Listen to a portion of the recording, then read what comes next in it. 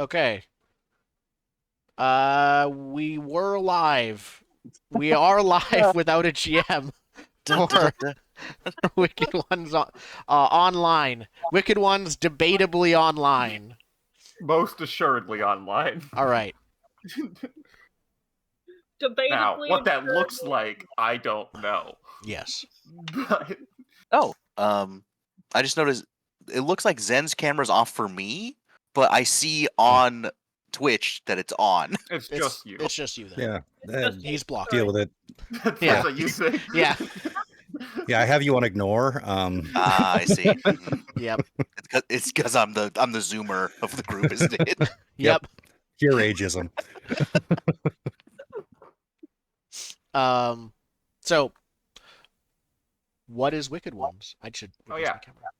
Wicked Ones is a game. I'm trying to figure out who wrote it. People. I believe one of them is named Ben. Ben Nielsen and Victor And- Yes. Yeah.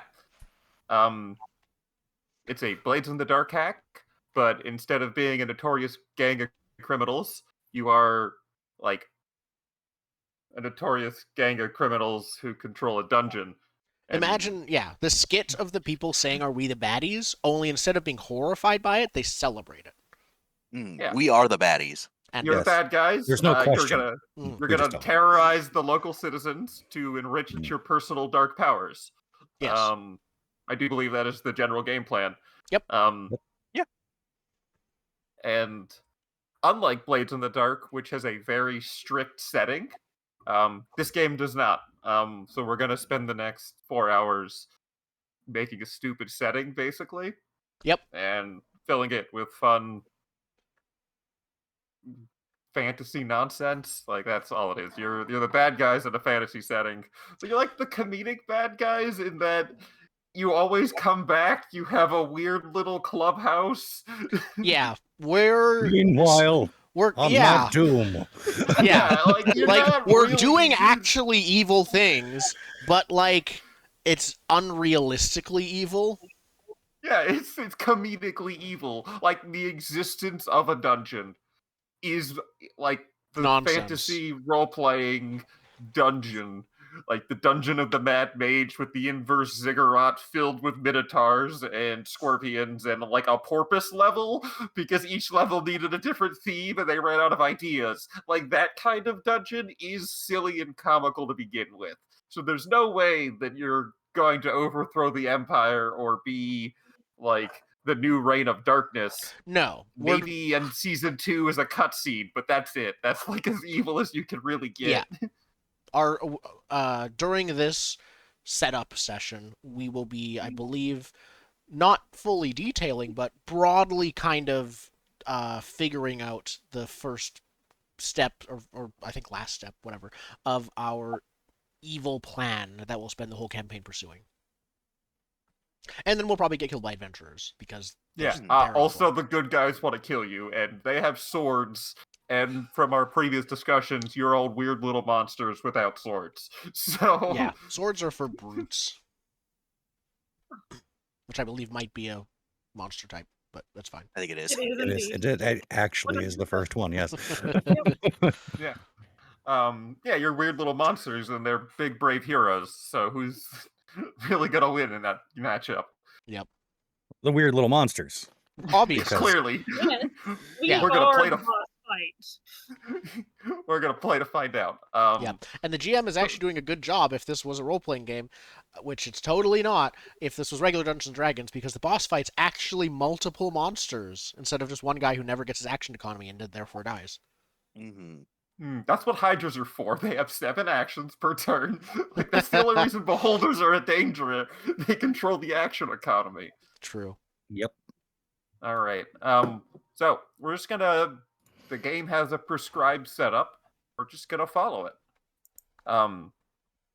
The first step is to choose a sandbox, the region in which your dungeon is gonna be, all of the towns you get to pillage, and that also includes general world stuff. I'm gonna switch everyone.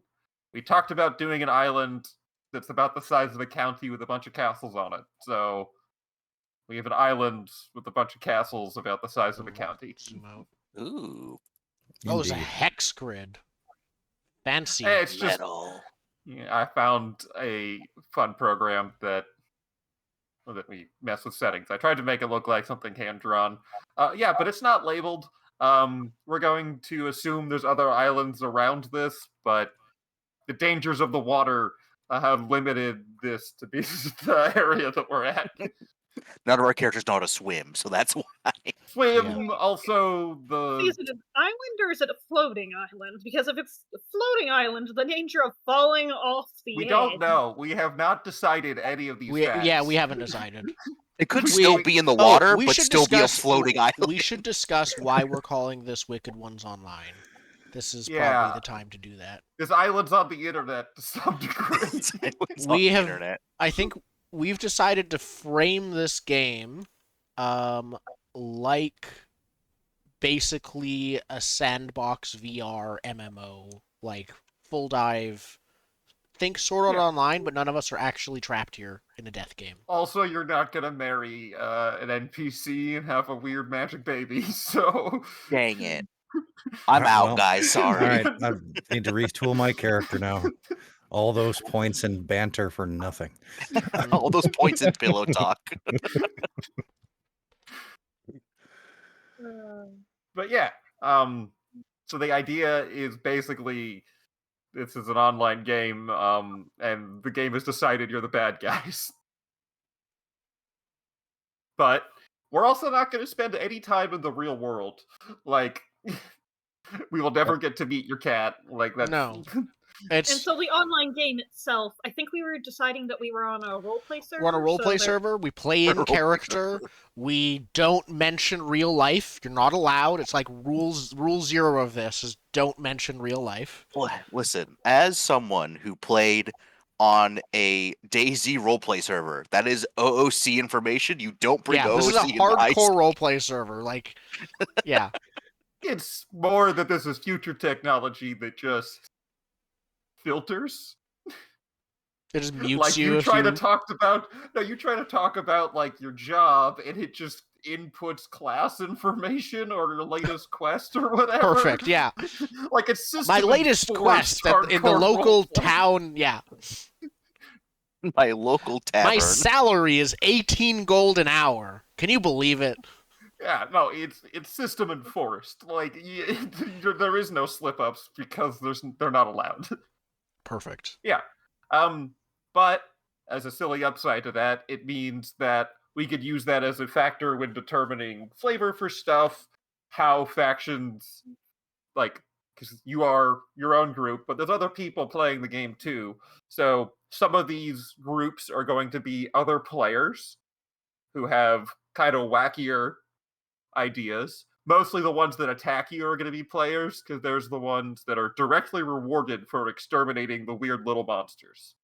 Who would do such a thing? And then some of the factions are going to be the other bad guys that are supposed to be in the game, and the people that live there normally. And Makes like, sense. the Adventurers Guild that everyone has to sign up with as part of like the normal not bad guy gameplay is like another faction or whatever. Yeah. Perfect. So Internet Island. Is it in the sky? Let's just start with that. Yeah. since it was Do we mentioned. want a floating island or do we want a boat Are we in the island? sky? Are we on the ground? Is there... Do we have So- clouds? Just Do we have like areas airships or or- boats? So here's the thing: an airship means that you don't stop when you hit the coast with it. You can just keep going. That's going to be the main difference. That sounds like we might want a regular island then. Sadly, yes. And it still regular would just be island. floating through the abyss.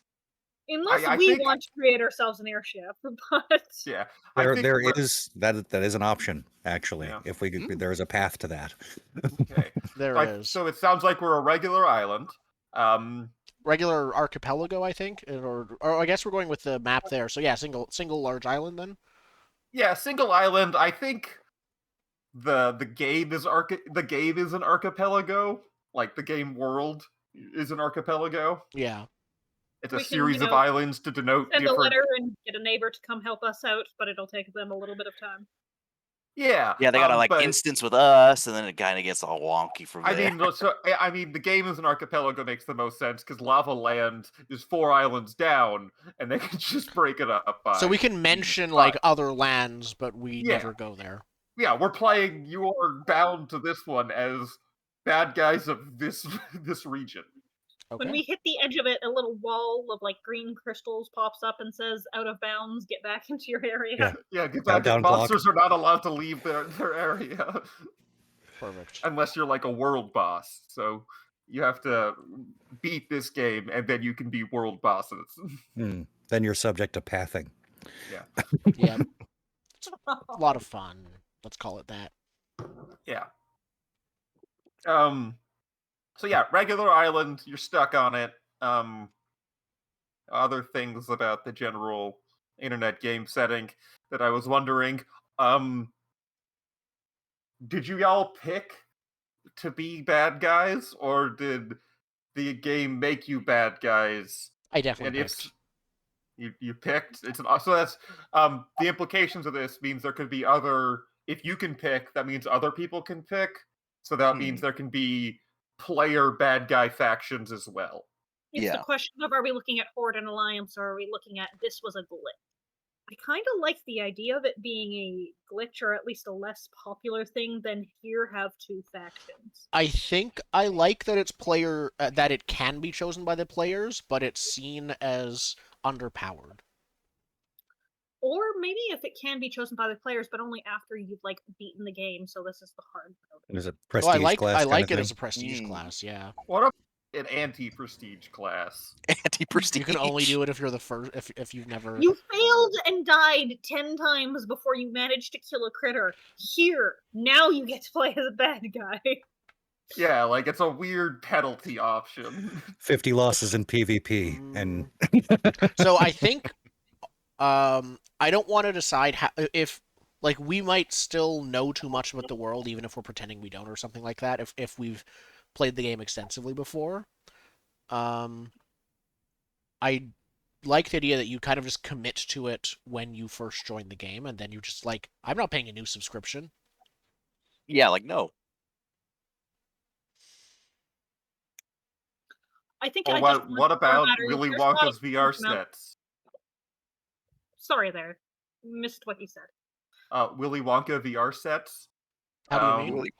You like randomly there's evil VR sets just mixed into the main stock for the game.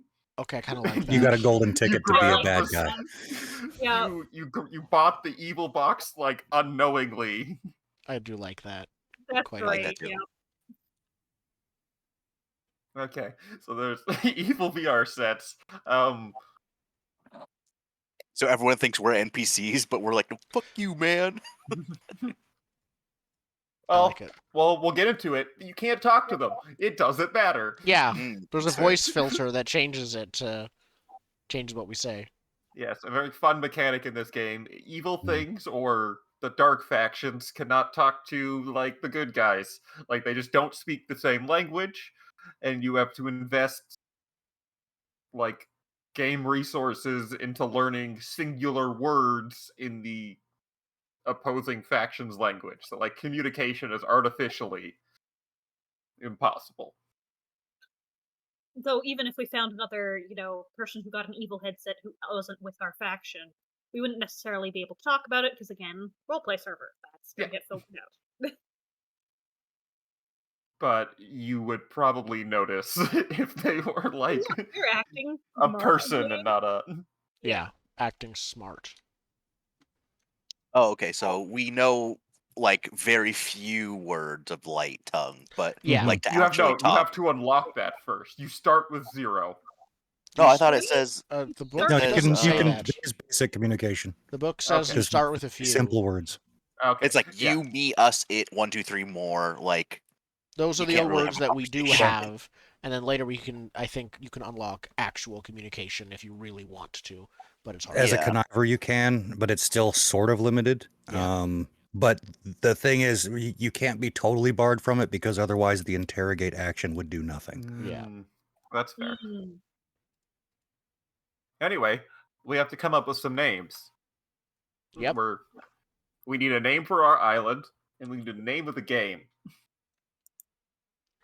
The game itself could be, well, obviously it can't be Wicked Ones Online because that gives away the secret golden, unless they're advertising it based on the golden ticket premise. No, I think when our games start, it says Wicked Ones Online. Oh yeah, we're like, did we get the wrong game? Is this like a faulty copy or something? Did they mod this? What the fuck? Mhm. Yes. I like that. Yeah, but we need a name of the Island. the island, but then the actual game, The, the main the game, fake that people are video playing. game that we're Yeah, fake video playing. game. I want a name for. I mean, I like a that twist name- on Wicked Ones being one of the things then. Yeah. But they'd all be very generic, but I think the generic is fine here. Hmm. I mean, It could be like rightful ones. Righteous ones? Righteous Ones Online. Mm. That sounds awful. That I don't sounds think I would like a ever think of game mobile, called Righteous Ones. a mobile game, mobile pay to win. And it's gotcha Candy game. Crush with a weird medieval theme. Yeah. That's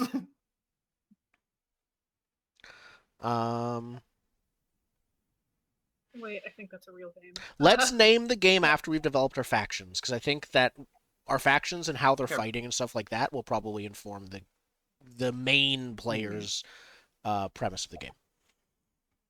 And what are we calling the island?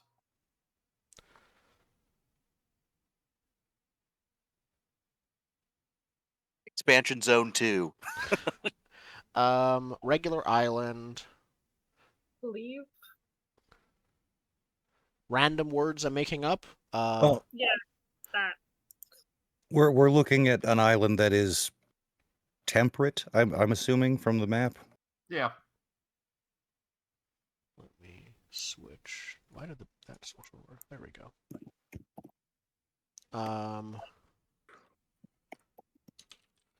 Thoridel is one.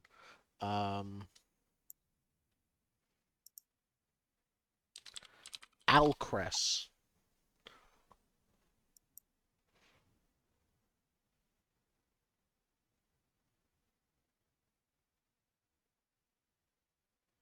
Are we writing these somewhere? I'm putting him in Roll20 chat.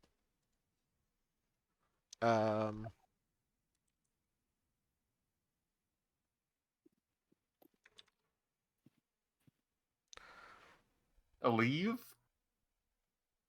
Yep. I am just putting names. I don't know.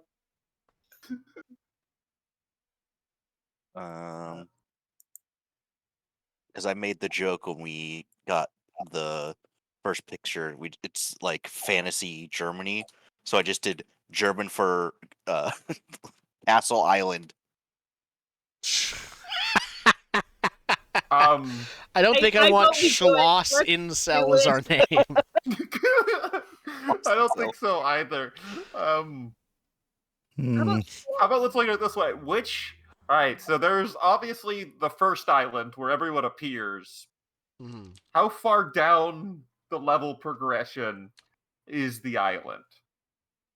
Is this the starting area?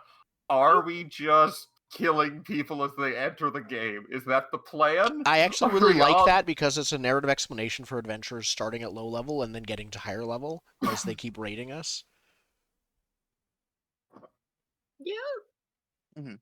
I also like the idea of being the second part, just so that we're not killing players' dreams. But I'm not thinking like a Wicked one when I'm going for that. So Alright, what's a silly what's second island in Esperanto? I'm putting in random names.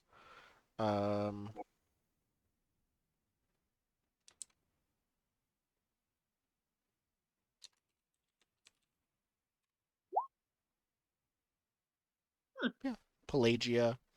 wait. I like that second island in Esperanto, but I also like if we were like sponsored by Duolingo.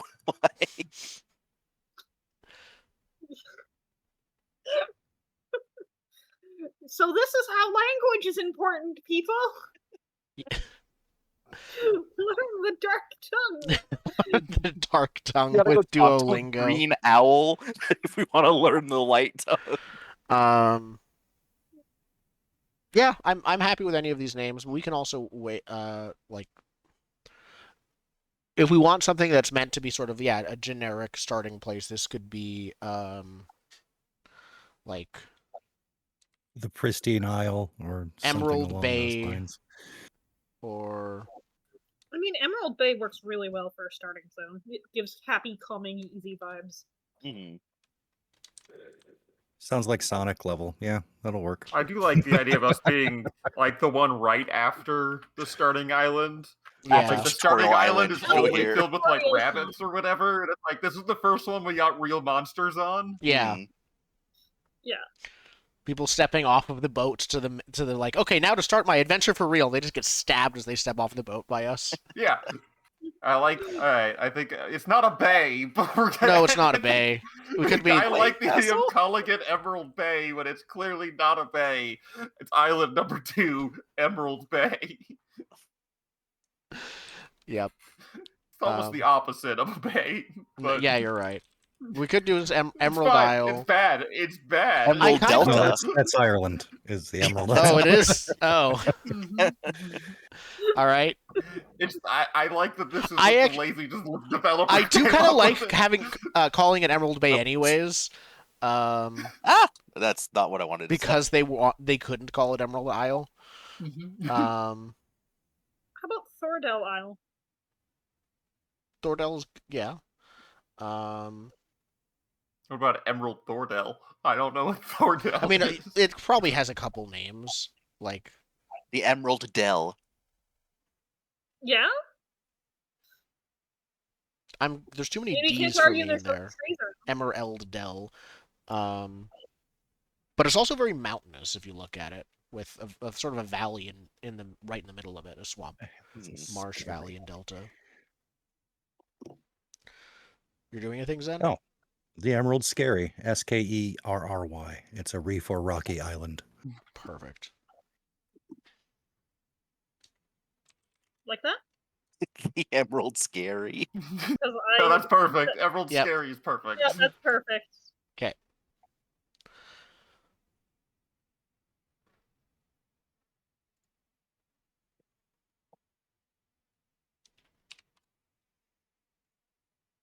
There we go.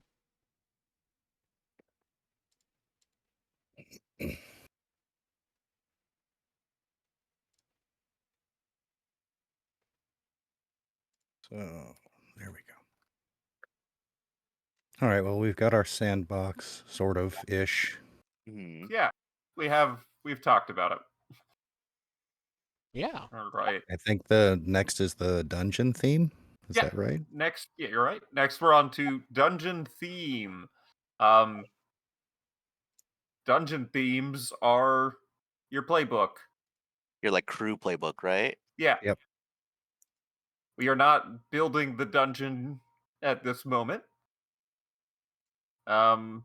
We do want to come up with a theme.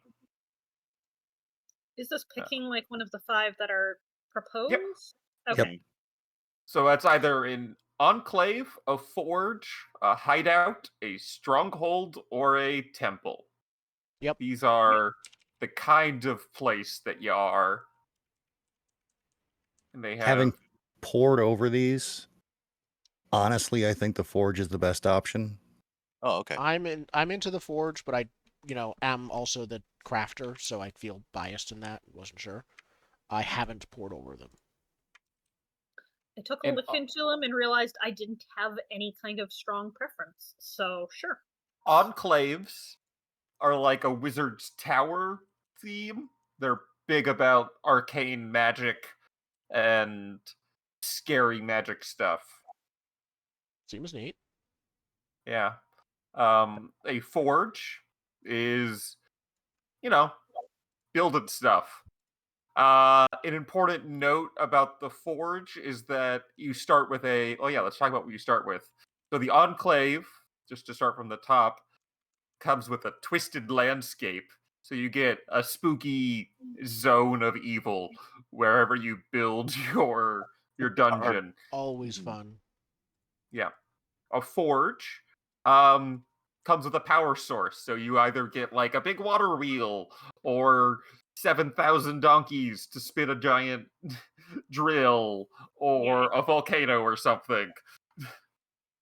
Some sort of power source to make it work. Okay. A hideout is a secret spot. Like, I don't know how to describe it. It's secret. It's usually in the middle of something else or around like something else that isn't us, I believe. Yeah, it's Hideout more of was like like- a stealthy. The way that Yeah. you're playing the game, it was saying, you're putting blame on others and whatnot. So it's less about the place and more about the If you want to do live in Blades in the Dark in this game, it's that. Yeah, if you want to bring it back to Blades, you pick the hideout. Then we have a stronghold. You don't start with anything cool. You start with a small army. Yeah, you That's have a not warband. cool. I'd say that's cool. Well, like the dungeon doesn't have anything cool. There's just like an army inside. You just got like 20 got dudes with sharp sticks. And like, yeah, we don't got any tricks. We work for you. That was probably my top pick, but again, it was not a very strong. Yeah, and then there's a temple, and you have a weird evil god. Yep. They help. Yeah, you don't have to According worship to their them, whims. but the dungeon is like their temple or whatever. Mhm. And they I've got kind a of do what they forge. want, and they're weird and evil. So Any reason Oh. why Forge was seeming So preferable? my case for Forge is that you get a +1 on a single downtime roll, or downtime action, and you get you can take during dungeon defense, you can take +1d on a single lock, track, or trick. That's pretty There's nice. also amongst the options, there's a workshop that'll help you build the dungeon easier. There's a mine shaft that makes discovery rolls better. There's a factory that helps you, that gives you, what was it? That can produce single tier 1 contraption or tricks.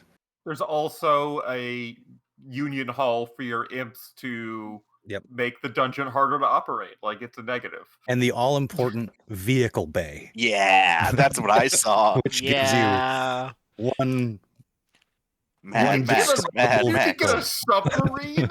What? Yep. Where You does can, it say submarine? it mentions you can't get a fully operational submarine elsewhere in the book in terms of tech level, but you can get like a ramshackle, kind of barely holding together submarine. underwater ship that leaks. Oh, so like the Deep Horizon guys, whatever that submarine company was called. No, not those guys. That would be a Not those very guys. bad Well, roll. okay, those guys, but we're only going 10 feet down at We're any only going 10 point. feet. Exactly. Yeah.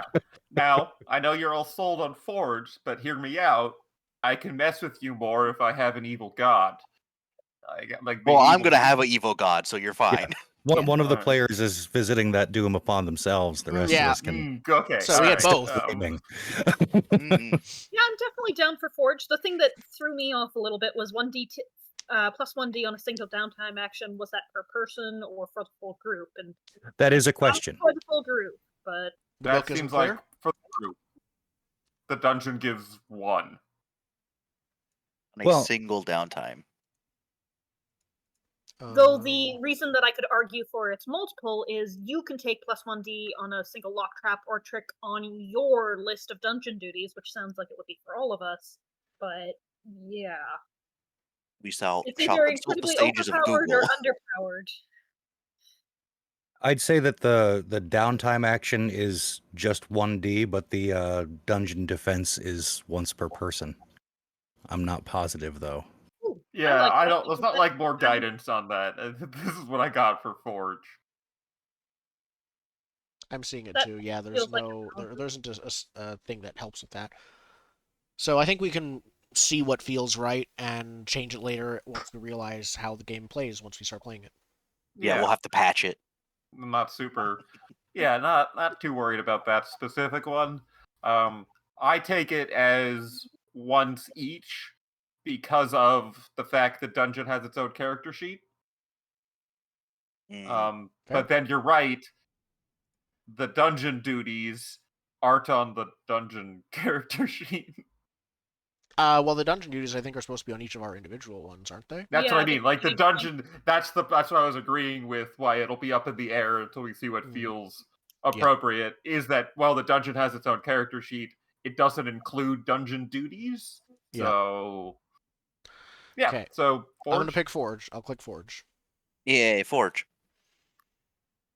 All right. Cool. Do we choose our dungeon now, or do we detail out our island first? I don't know which happens first. So after, we do not design the dungeon now. You don't have a dungeon. Okay. You want to build a forge at this point. We want to build a forge at a place chosen on the island. Well, we want to kill everyone in a forge and take it. Yes. True. Make it, turn it into a dungeon. I think after that is callings, if we're going by. So after that, we choose the brave dungeoneers, or in this case, announce the callings. Yeah, announce our callings. Yeah. Yep. So in like in the text of the MMORPG we've been forced to be bad guys in, did we choose our callings? Did our players that we're playing as choose their callings, or were they randomly assigned their callings? I think you get to pick your callings. Like you still go through character creation. Okay. Yeah, they're just the opposite. Like the knight becomes the brute and things like that. Yeah. Okay. Yeah. You just boot up on the evil server. Yeah. So I wanted to be an artificer, so I guess I'll choose crafter. Perfect. Well, that is mine. I've chosen a crafter. Do we want to go through character creation more carefully, or do we all have pretty fully formed characters? I've got a couple of things I haven't filled in, but same here. Same. Then let's do it more. Let's go through character creation step by step. Okay. Yeah. Go through the character sheets, and we will pause at any chunks that we're having issues with for setup. But like, if you have most of it done around it, we don't need to go back through and read all the options. Oh yeah, no. For those. But like, step 1, choose a monster race. We could announce what races we've all chosen. Yeah. I think several of us are kobolds, or are we all kobolds? We can start by talking about races in general. All kobolds. Actually, just because we can talk about that as part of the. Yeah, we can just talk about like the races in this world in general, and then include our character races, because the character races automatically exist. True. I like the idea of there being some kind of like underwater merfolk. It doesn't have to actually be merfolk, but like some kind of water residing species. Not just on the oceans, but also on the rivers, though they might be a different like culture if they're like the river merfolk. I haven't decided. Okay. Could be neutral, maybe.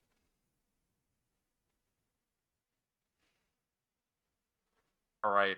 So we can talk about the outside races, but you're right. Let's start with the ones that our illustrious characters are. Okay. So, kobolds are apparently a big, evil, prominently evil species, if most of us are them, if not all. Yeah. I mean, do we have any non-kobolds? I am a non-kobold. I'm looking at half goblin, half orc. Just to bring 2 other... Do you want to make up your own species that is a half goblin, half orc, or do you want to specifically be half goblin, half orc? Ideally. Okay, so there are goblins and orcs, too.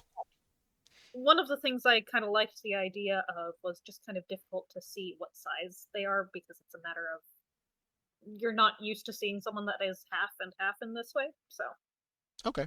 I like to imagine the upper half is the orc and the bottom half of the little legs is the goblin. Tiny little goblin legs. It seems like it's a little frame, but then they unfold a little bit more, and it's a lot larger. So but really lanky. You like crouch. Yeah, you crouch and aren't up to your full height often. Okay. God, I have this. I like the art better. I'm gonna go kobold. So far we have all the kobolds and me. Kobold supremacy. Kobolds, goblins, and orcs. Yep. I like some kind of merfolk existing. As I mentioned, could be like sea elves, or like it depending on how humanoid or monstrous looking we want them to be. They could be Well, do like we have elves? Like, we've described what is we're going to consider races of the. I mean, most of the normal player races, again, given that this is a video game, it makes sense elves, dwarves, humans should at least I think be... elves, dwarves, humans. Yep. I'd probably make the merfolk either a more evil faction, just because it explains why the players are taking boats between islands, because you don't want to fall in the water. I think that you don't need Clear merfolk to not want to fall in the water, but okay. I do like the idea of evil merfolk, though. Yeah, I'm good with evil merfolk. Can we make them another type of evil? Non-copyright infringing murlocs. Not murlocs. I don't know. Marines. The children of the clams. They're just Children of the clam. I like that name. people? Merfolk cultists. no, they're Mollusk clam people? people. I was thinking Clam clam people? people. Clam Like they're people? humans that have a clam They just, like- shell that they close around them. All right, I'm starting to lose believability on this. The mollusk folk. What's unbelievable about the children of the clams? They are simply clams that open up to be people. Do they sleep in their shells then? Like, it's just okay, I'm gonna just withdraw into my shell to sleep for a while? Yeah, they're clam people. They spend most of their time hanging out or pillaging, apparently. So it's kind of like a snail, except they just leave their shell to do anything and woe betide anyone who has touched it in the meantime. I think they wear it on their back like wings, but it seems like I'm Like the only wings. Okay, now that actually sold me. There we go. one. It's attached to their back. I'm and good they with just it if we don't do clams, but we do conchs instead. All right, conch people. Yeah, there's a lot spikier. Conch shells are pretty spiky. They work well for having a giant conch shell on your back because it's a lot more backpack shaped than a clam. So Ooh, so what? They just like slurp out? Yeah, Yeah. I think they have to be able to turn themselves into Slurp. goo. I don't think they're ever. I don't think they have bones. No. we'll figure out their exact appearance later. But I think Some they kind look of- like a muscle. I mean, at that point they might Like just a be muscle- hermit crab people. hermit crab people. I think I like Ooh. that more because then you get the same thing and they're like crabby. All right, we have hermit crab people. All right. They are on the evil list. Yep. They are why boat travel is impossible. The hermit crab people. Because they wanna bring down your boat to make into a little they hermit shell. because they're hermit crab people. They grow infinitely. The elders among them do their ships. Yeah, the kraken the kraken of legends is just a really old hermit crab person. They wear ships like they. Okay. They're waiting like for it. that new big ship killer that they can bring down so they can finally get out of these cramped quarters. And because we added a faction of light, or dark, we need to add a faction of light, Or two. or not faction, but like a denizen of. Yeah. Well, yeah, when we do the factions we will. But yeah, in terms of denizens, I like giants being specifically a light faction, like caretakers of the island, like sort of druidic giants. Who reside like an Ogier kind of thing. Yeah, and they kind of Or reside no? in the mountains in the center of the island or around it. And so Do they have to be giant people though?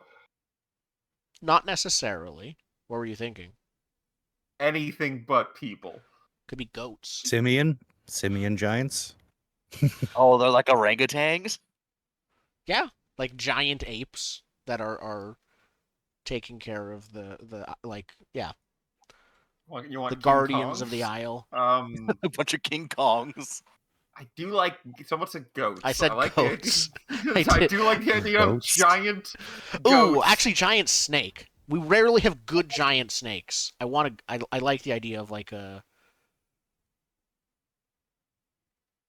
Giant. I mean, if they're stewards of nature, can we have giant satyrs? Satyrs are usually very small. You have big ones. Giant satyrs. Big old Yeah. satyrs. Yeah. I do think, though, hermit crab people and giant satyrs aren't playable races in no. the game. No. They're the quest givers, or Yeah, the people you'd fight. Yeah, it's like you must recruit an ally for this quest, and it's like you go find a giant satyr to help you. Like it's part of the whole shtick. Yeah, But, we're not going to have adventurers that are either of them. Yeah, the giant satyr escort quest is a pain in the ass. yeah, because it doesn't walk very fast. Even No, it's despite super the slow. giant feet, you'd think it would, but it just takes forever. Yeah. It's faster than your walk speed, but slower than your sprint speed, and it's just so annoying. Yeah. Yes. And then we should have some peoples of neutrality who are neither of. Yep. Were we going to do the lizard people? Like, I like lizard people, but I also like the idea of like automatons. I was considering building automatons. Keep during the automatons campaign. in your back pocket. I was considering building setting automatons. up an evil workshop. Yeah. Got it. You need to We flesh can out make the people. We can create. Yeah, we'll do that. You need to flesh out people for your evil workshop. Maybe you can We'll create a put gambit automatons system. It'll be a whole thing. Yeah. Lizard people fall gently in the middle. They are. I like lizard. I like. Yeah. They're vaguely cannibalistic. Yeah, but like Warhammer inspired. Hell, I mean, when the crops don't come in, there's a lot of lizards. They're plentiful. We spoke briefly about considering different types of lizard people, like different sizes of them, effectively as different types of neutral creatures. I was thinking just for different regions at this point. Yeah. So like we can have different lizard folks at different like areas. Okay. Lizard folks are good, and yeah, it'll vary on their specifics per region. Yeah. The lizard people are in the middle. They're neither good or bad. They're like the normal people that live in this world. Yeah. Or at least on this area of the world. Like maybe a different island as minotaurs that live there. Yeah, on this island there are no minotaurs, for example. There's lizard people. We might see like there might be like one minotaur quest giver who's notable because he came over from his home island or something like that, but we will likely never interact with him unless we seek them out. Cool. So we have our denizens of TBD online. Perfect. There we go. Yeah. Cool. So we got that. What's the next character creation thing we can fill in the blanks for? Choose a calling, which we mentioned. Yep. So I am a crafter. I already said that, so we'll start first. You got a crafter. What else? What's everyone else grabbing for? I'm going with warlock. Nice.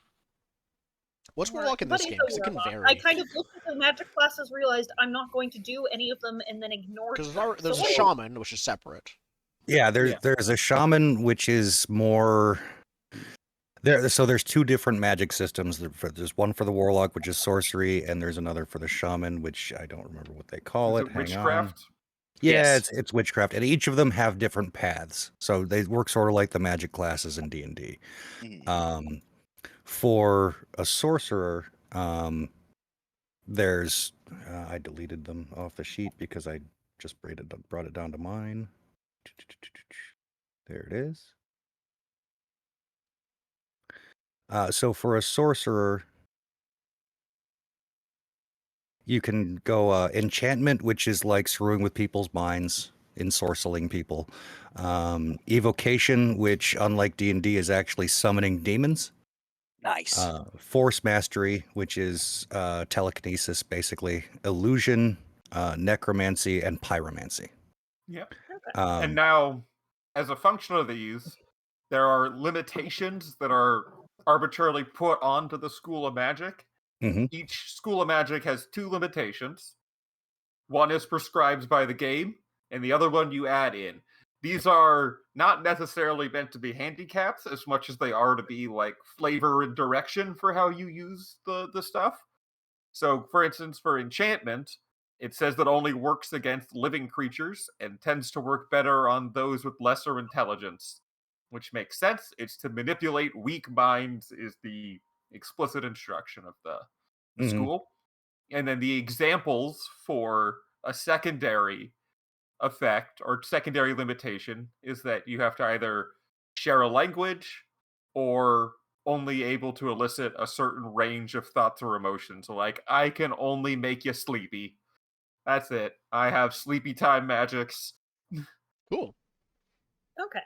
So Dark Wizard, but yeah. yeah. For And my yeah. chosen path, I took Force Mastery. My first inclination with this, by the way, there is an option where you can get 2 of these paths, and I was going to go Force Mastery and Enchantment and just be a Jedi, but A Sith, you mean? Yeah. These are not the kobolds you are looking for. But with the limitations and everything on enchantment and the fact that it was likely that language was going to play a factor, it's felt like something I just didn't want to have to deal with. So for the moment, I am purely in Force Mastery. And we'll talk even about though, an additional one if it comes up. Yep. Limitation is I can only move objects, not things that are alive, such as plants and animals. I'm going to put one more restriction on that. And I don't know if this is too broad, but I'm thinking just metal and stone. I mean, metal and stone's fine. Yeah. Okay. Things of the earth. Yeah. Yeah, I like Things of the Earth. You're like Magneto, but a little bit better. Yeah, that was what I was going to default to if I needed a further restriction, was just magnetism.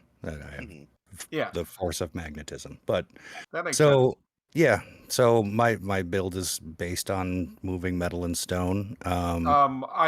If you're going to include stone, though, refined metal would be like a thing, because the example here is that you can move one type of material like stone. It makes sense to me because what is metal but special rock? When you look at it in like a fantasy game sense, but like a sword would feels like it's pushing it. Does that make sense? Or does that feel too restrictive? So I will take the further limitation of magnetism then. So you do magnetism instead of the stone. Okay. Yeah, so basically metal. Yeah, so that works perfectly. So only objects, not things that are alive, such as plants or animals, and things that are ferrokinetic, like magnetic. Mm-hmm. Nice. Gold is off the table then.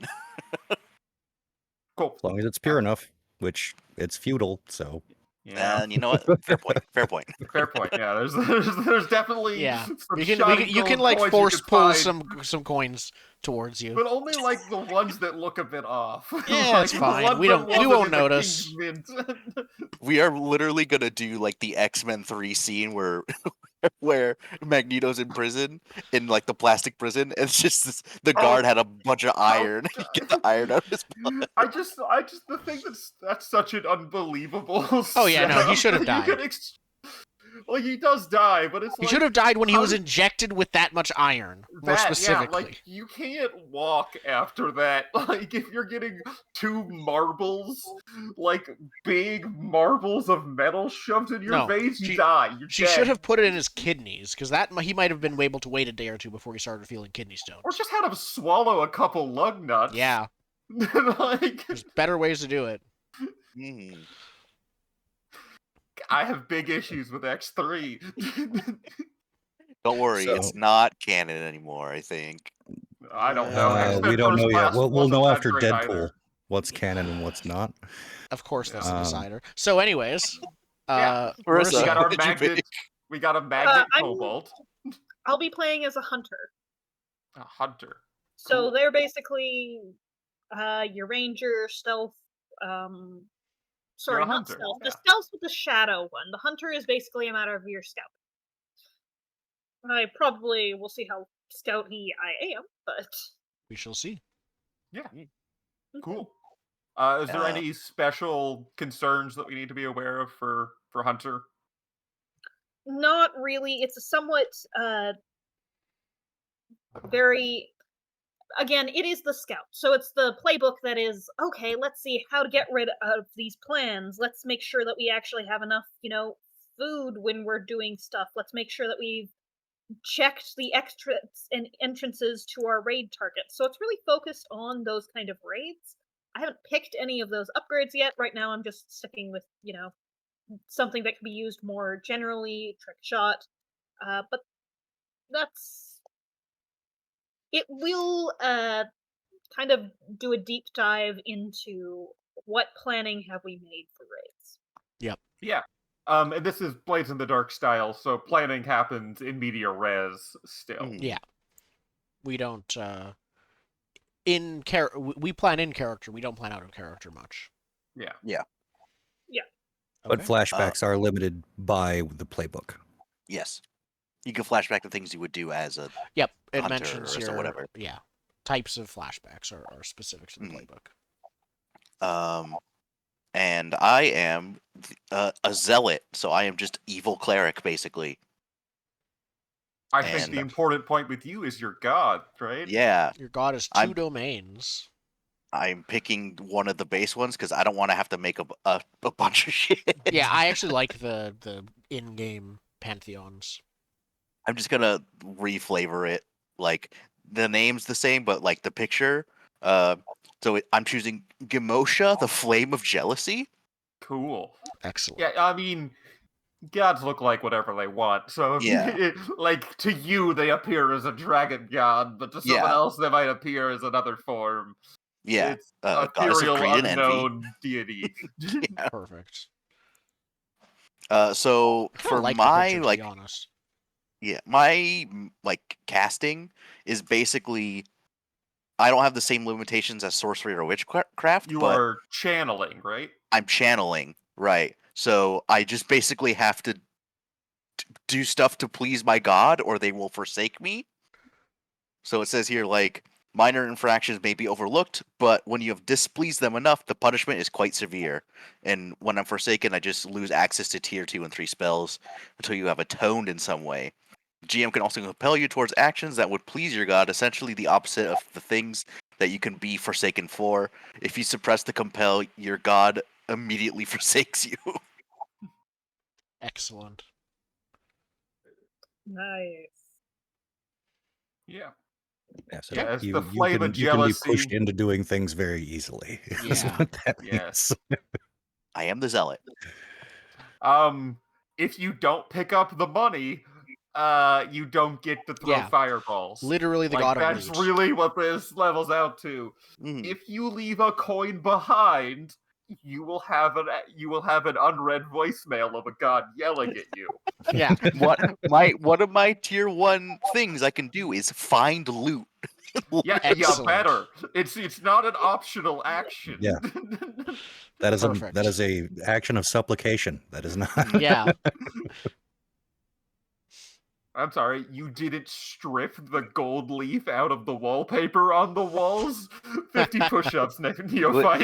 Here's the thing, because revelry is like I forget the Blades term for it. Vice. Yeah, Vice. My revelry is gambling. So Perfect. That's excellent. Okay. It's gonna go well. Oh yeah. So we've all chosen and revealed our callings. We should go through dark impulses and revelries probably, because those will feature. The steps will get to that, yes.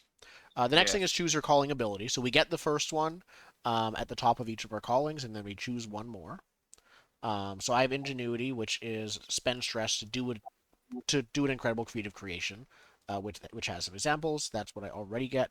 And I started with creative frenzy as my chosen ability, which is extra crafting downtime actions. Always fun. Nice. I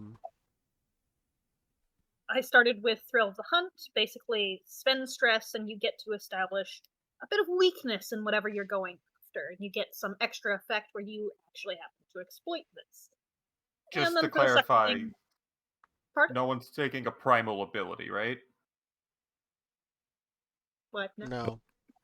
Primal ability is instead of taking your first advancement, you pick like a character race thing. Yeah. Like I'm a snake person and I have super poison in my face. Like that would be a Yeah. primal ability. Yeah, Besides I am the- a hermit crab person, so my special ability is retreating into my shell. Yeah. Nah. My second ability is just mention trick shots. You can pull off improbable but not impossible shots. What are you shooting things with? You got Bow like and a arrow. slingshot, you got a bow and arrow. Okay. You don't have like a musket rifle? We might provide you with one if we're in a No. forge. I'm ideally wanting to stick with bow and arrow. That's just the kind of concept that I've come up with. So Barbarian. I know. But you could put Luddite. a bomb at the end of an arrow and give it. I am quite Listen, happy I'm with gonna the make idea you of some an trick arrows arrow. whether you like it or You're- not. You're thinking too small. Why would you put a bomb on the end of an arrow when you can put a boxing glove and punch them with it?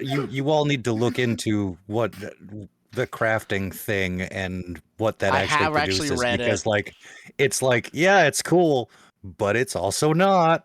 Yeah, it's like they can do this thing, but though sometimes the butts only happen on a 4 to 5, so if you craft it with a 6, you don't get the butt. Convenient. One of the examples is teleporting arrows, but you don't decide where it teleports people. You don't decide where. Yep. So the next town over is just absolutely riddled with Yeah. arrows. I'm just imagining you hit a level 1 character and they get teleported to the level 50 zone, and now Die everything kills. instantly. Everything is All I constantly saw killing was- them.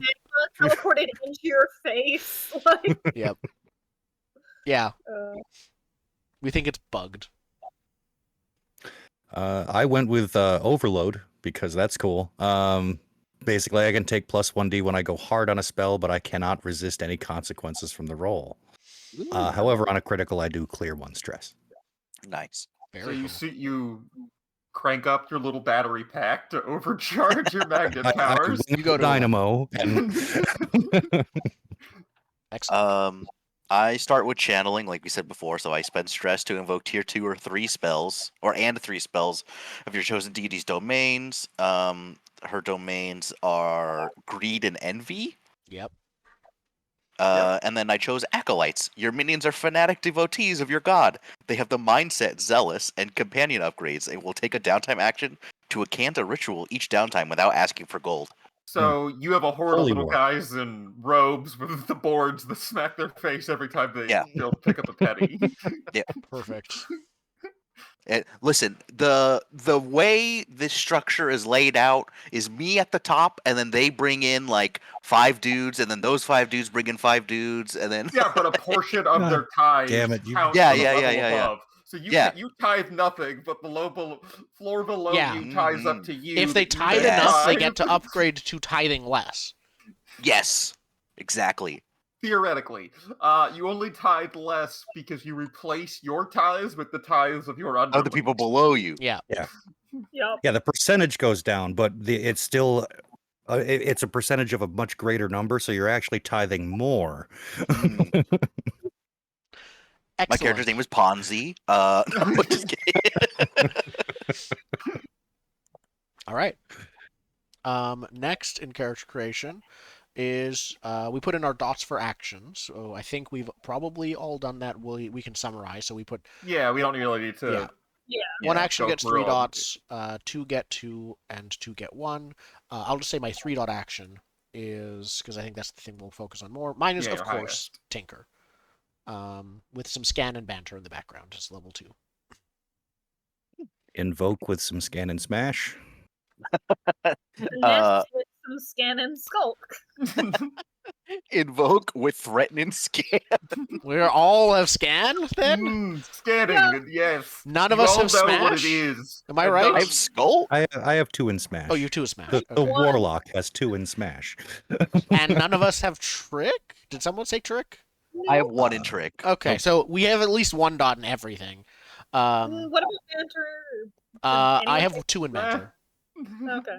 Yeah. I have 2 in Finesse threaten. is finesse a thing? Can we Marissa's pick locks 3 in in this? finesse. I got 3 finesse. Okay. Okay. So we're Oh, because you're aiming and shooting things. Yeah. Okay, Exactly. cool. Okay. So Good. That's that. Yeah. choose your dark impulse is our next thing. Mm. There are examples, though they're pretty like comprehensive. So my character is vengeful as my dark impulse. If you so much as look at her insultingly, she might try to melt you. I have got a list. My character not wanting to double up, but is also vengeful. Uh-oh. Good. I I'm so also chose glad. vengeful. Really? Oh, All this the is gonna three of go. you are vengeful? This is gonna go Oh, so cruel. well. So, yeah. Okay, I'll change. I'll be A big mouth. obsessed with I money. mean, that works. Yeah. That feeds. Yeah. But Could yeah, be I paranoid went if with someone wants to cruel. steal from you, but it's up to you. I will leave people alive and horribly, horribly mangled, whether it Sweet. be physically or emotionally. Or magnetically. Magnetic. Yes. All of their anytime they pick up a compass, it's just completely messed up for them. It's terrible. Yeah. Polarizing your blood. Yep. Metal objects Alright. just keep sticking to them. Doesn't work on living stuff, No. unfortunately. But it does work on the ball bearings you injected into them. Mm-hmm. You can make them unliving, and then you can use it on them. Mercury. Excellent. Yeah. Okay. Next is choose your I can't pronounce Revelry. that. Revelry. Choose the Yes. thing you like. Choose How do you chillax? How do you chillax? Yeah. Violence. Oh, fun. I'm so glad your hobbies include finding people who cut you off in the supermarket and beating them up in their sleep. Yeah. Revenge and It's violence. It's just road rage all the way down. Perfect. I could imagine that with a hunter, just oh, that other hunter stole the kill I was tracking. They're gonna die. They're There's the just a lot target of now. montages of stalking people and then just arrows in the night. Perfect. I may have made a custom one. You did, and it's cool. Okay. I read it ahead of time. Cool. My custom revelry is knowledge. My character He's a nerd. is a total nerd and will spend days immersed in a book and lose my downtime action. There's a list of example consequences with most of the revelries later in the book. So I wrote some example consequences for my revelry. Yeah, they all Yeah. make sense. They fit the format. Yep. Yeah, your happy place is being a nerd. Is reading a book about I will gyroscopes. learn everything. Yeah. It's fine. I'm fine. I'm a dirty gambler. Yeah, you did already. mention that. You're Yeah. Yeah, I gambling, did mention that. which is really unfortunate that the way you blow off steam from obsessively gathering money is thrown. Well, it just your gives you an way. opportunity to get it back later. Yeah, you gotta spend money to make money. All No, right. you don't actually. You're thieves. You can just take money. Yep.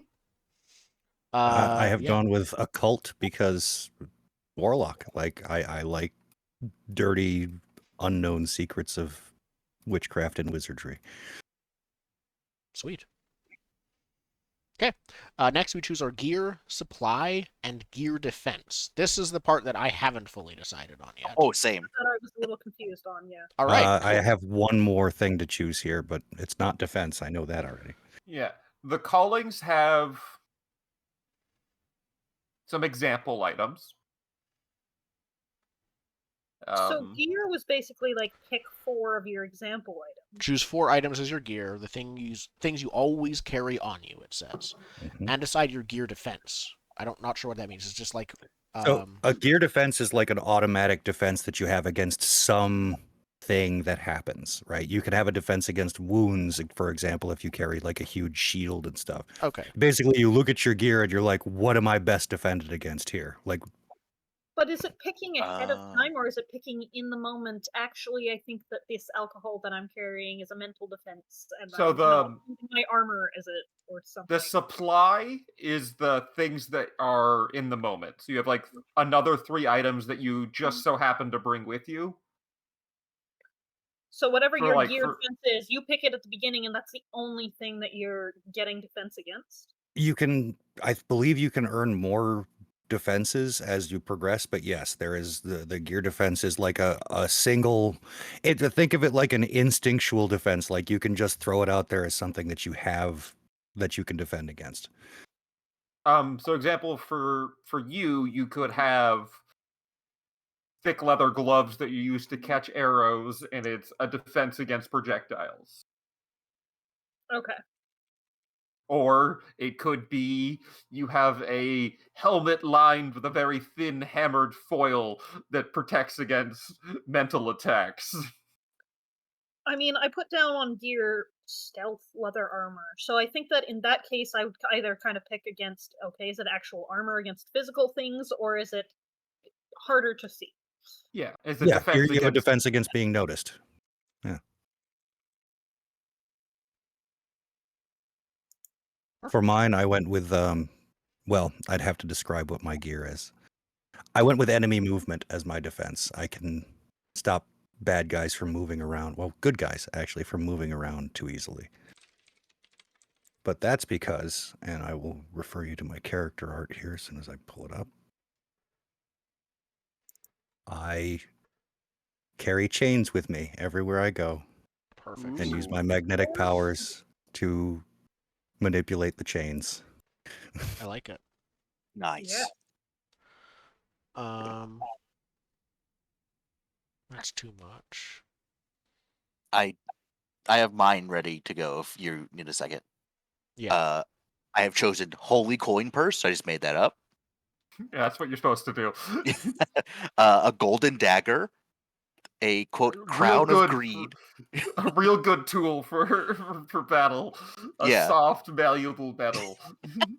A crown of greed, which is just like a mask, like a scary mask, and torture tools. Because what zealot doesn't need the torture tools? Perfect. I Yeah, went pretty what is standard. Bow and arrow, leather armor, skinning knife, trap kit. where do you put the defense? Below stress. Underneath stress and stuff. There's a defenses thing. Oh, I see. Yeah. Oh, yeah. Right, your one defense. You have an option after you pick your gear. One of them can be fancy. What's the word? It can be a Valuable contraption, item. an item with an edge, a magic item. Oh. So we It's can just basically upgrade one of our tier up. things? It's basically a one tier up item. Well, it depends on what you pick because those are different game terms, right? A magic item is different from a contraption. Yeah, they're later on it mentions it. I think I'll probably choose some specific potions or concoctions for myself. Yeah. But one of your items, put in italics. The other choice, instead of that, you can get one piece of gold. Yep. Eh.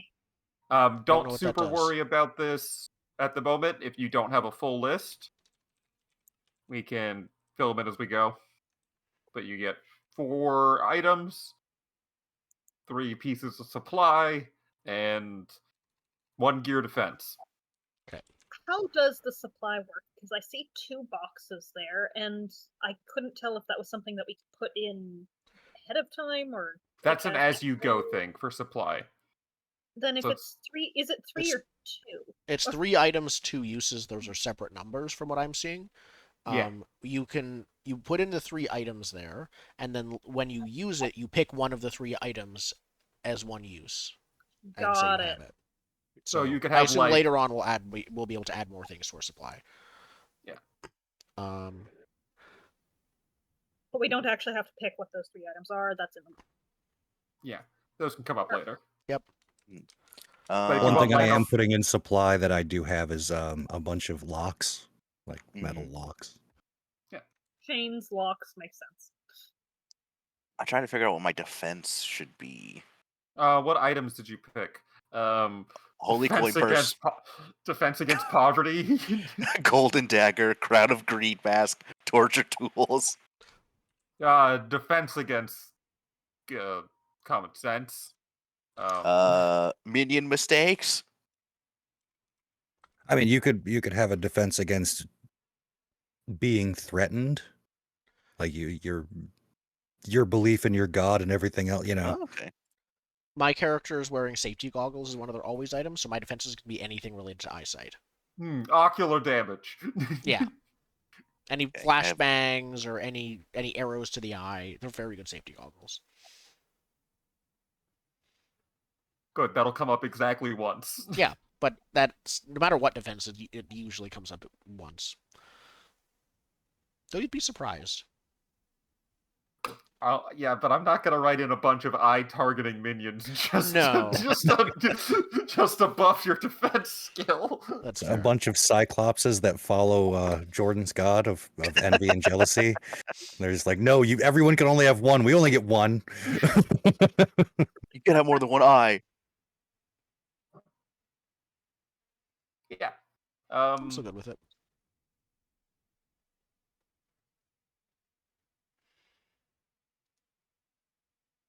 We're all good, or have we? Well, Vile Friend seems to be Mhm. after I'm just you build a checking. dungeon.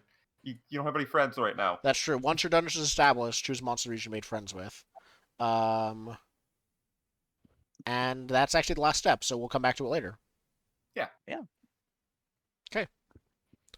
So, except for the Vile Friend, we've done our character creation. Now do we establish our sandbox?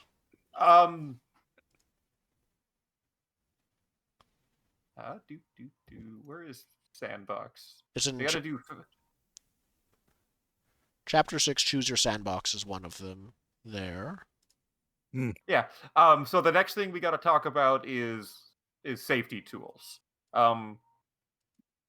We already had a general because we're playing evil characters. We already had a general talk about what things are unacceptable for a game format. But Roll20 does have the safety deck. Oh, cool.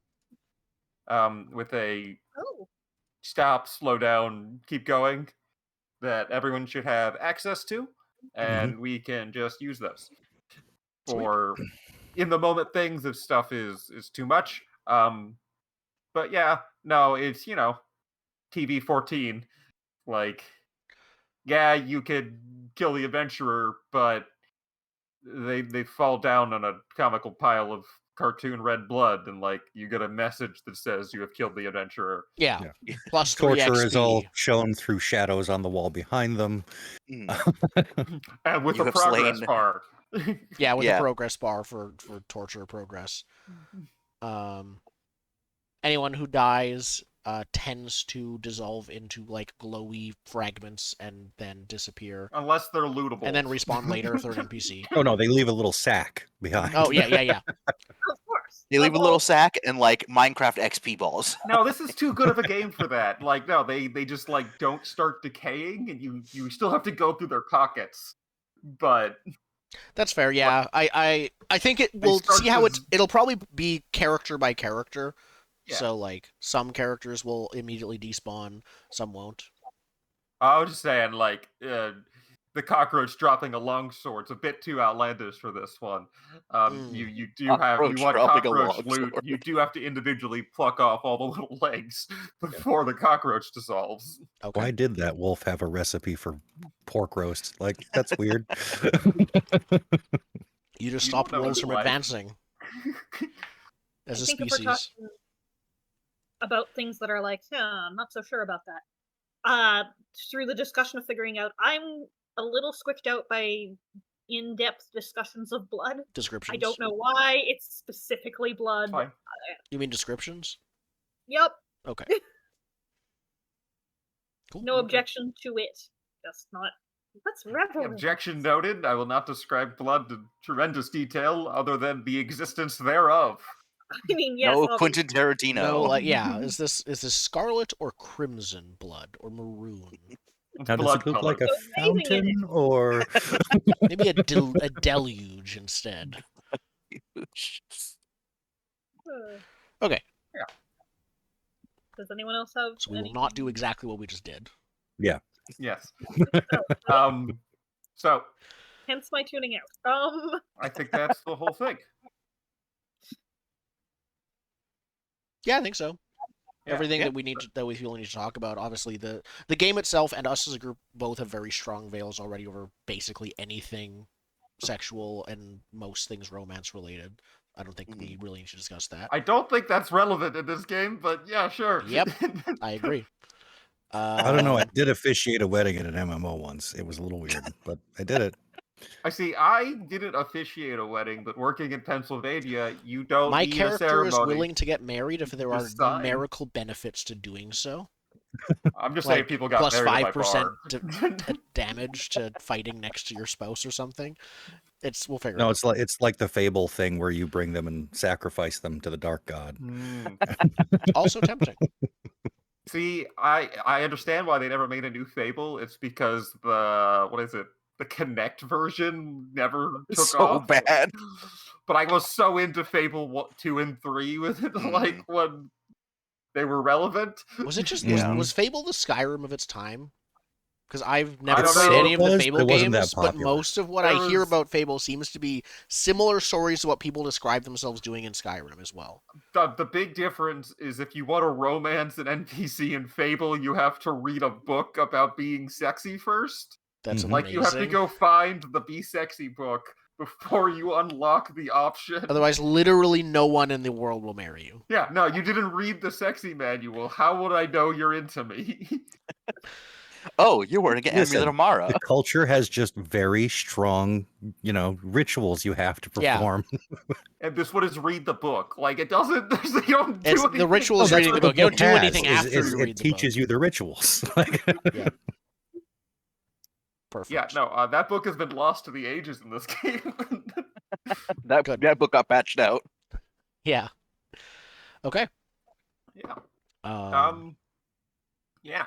So now we start the game. So there is box text, but we're not going to go through it specifically because we have a weird online setting. So I do think we start with our, like,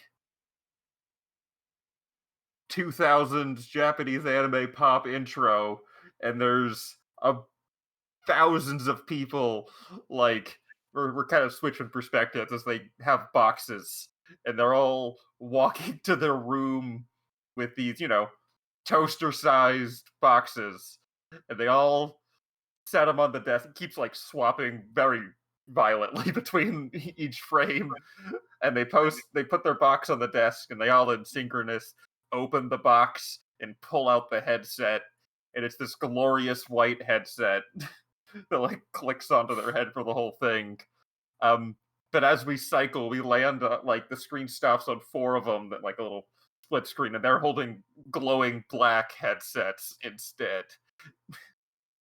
And we don't see their faces at all, but we do see them, like, put it on, and then we get, like, the initialization screen of, like, welcome to this unnamed Wicked game. Then it, like, glitches, and the text changes to Wicked Ones Online.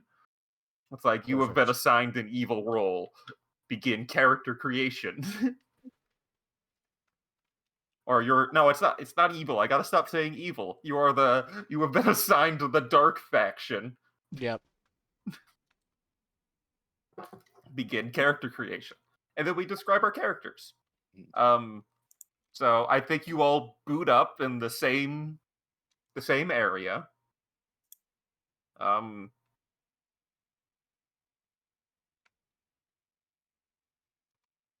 Perfect. Where is that? Where do we So I find think our illustrious heroes? my first question is, are you going to handle as a GM the rest of the sandbox creation stuff in terms of tiers and things like that for the factions? Factions come after this. Oh, they come after this. Okay. Yeah, So we describe we're our going through the characters, order. Yeah. and then You we start I the just game don't up. know where the order is. What is it? It's Yeah. on a page? It's in the GM 309. section. It's in the 308 GM section. right now. Okay. Oh, 308, yeah. There's actually a GM section in this book. And No, I'm not happy with the just, like, GM section. I just didn't know that had the getting started thing in it. Yeah. Okay. Yeah. It's just not like in some books that we have played before where there's like 3 paragraphs and it says good luck. Yeah. Or it's This not has- written esoterically. there. Yes. Get Okay. on out there and make mama proud. Perfect. Yeah, where do we find our illustrious heroes? Where is our starting zone? Can you swap us over to the map? Oh, I'm not used to GMing. I swapped myself over. To the Oh, map. Yeah. Gotta I pull don't know that about y'all, banner. but I'm seeing the map. Here we are. I like the idea of like the evil or the I like the dark skull. starting We area. start where the skull Oh, we is. start at the skull. Yeah. Oh, I was thinking like the sewers of one of the towns, but That The sounds like skull hard doesn't have mode. to be us. Yeah. I like starting at the skull just because it's there and it Yeah. makes sense. So this is the what? While we're just on this, what are we calling these woods? If the skull is starting here, these are probably the evil woods, and like the other woods to the north and east are the good, or like the more magical, like easy woods. This could be Yeah. like, um, let's see a name from one of the areas in Chasing Adventure is Webwood Forest or Webwood Grove, or I think what was it called? It was just the Webwood. Like dark, creepy, spider-infested forests. The Bonewood. Um, Always liked a good woad. I just like the word. Bonewoad. Webwoad. Webwoad. How do you Um, spell Just- bode? I think it's. Woad, WIDE. Woad. Oh, I was adding an A. um, Depends on which language you're pulling it from, I think. Hmm. Wait, I think hold the on. just doing woad. Webwoad I was gonna go for the woad of bones of woe. of sticky Woad of bones. Whoa. The woad of bones and silk. The bone silk woad.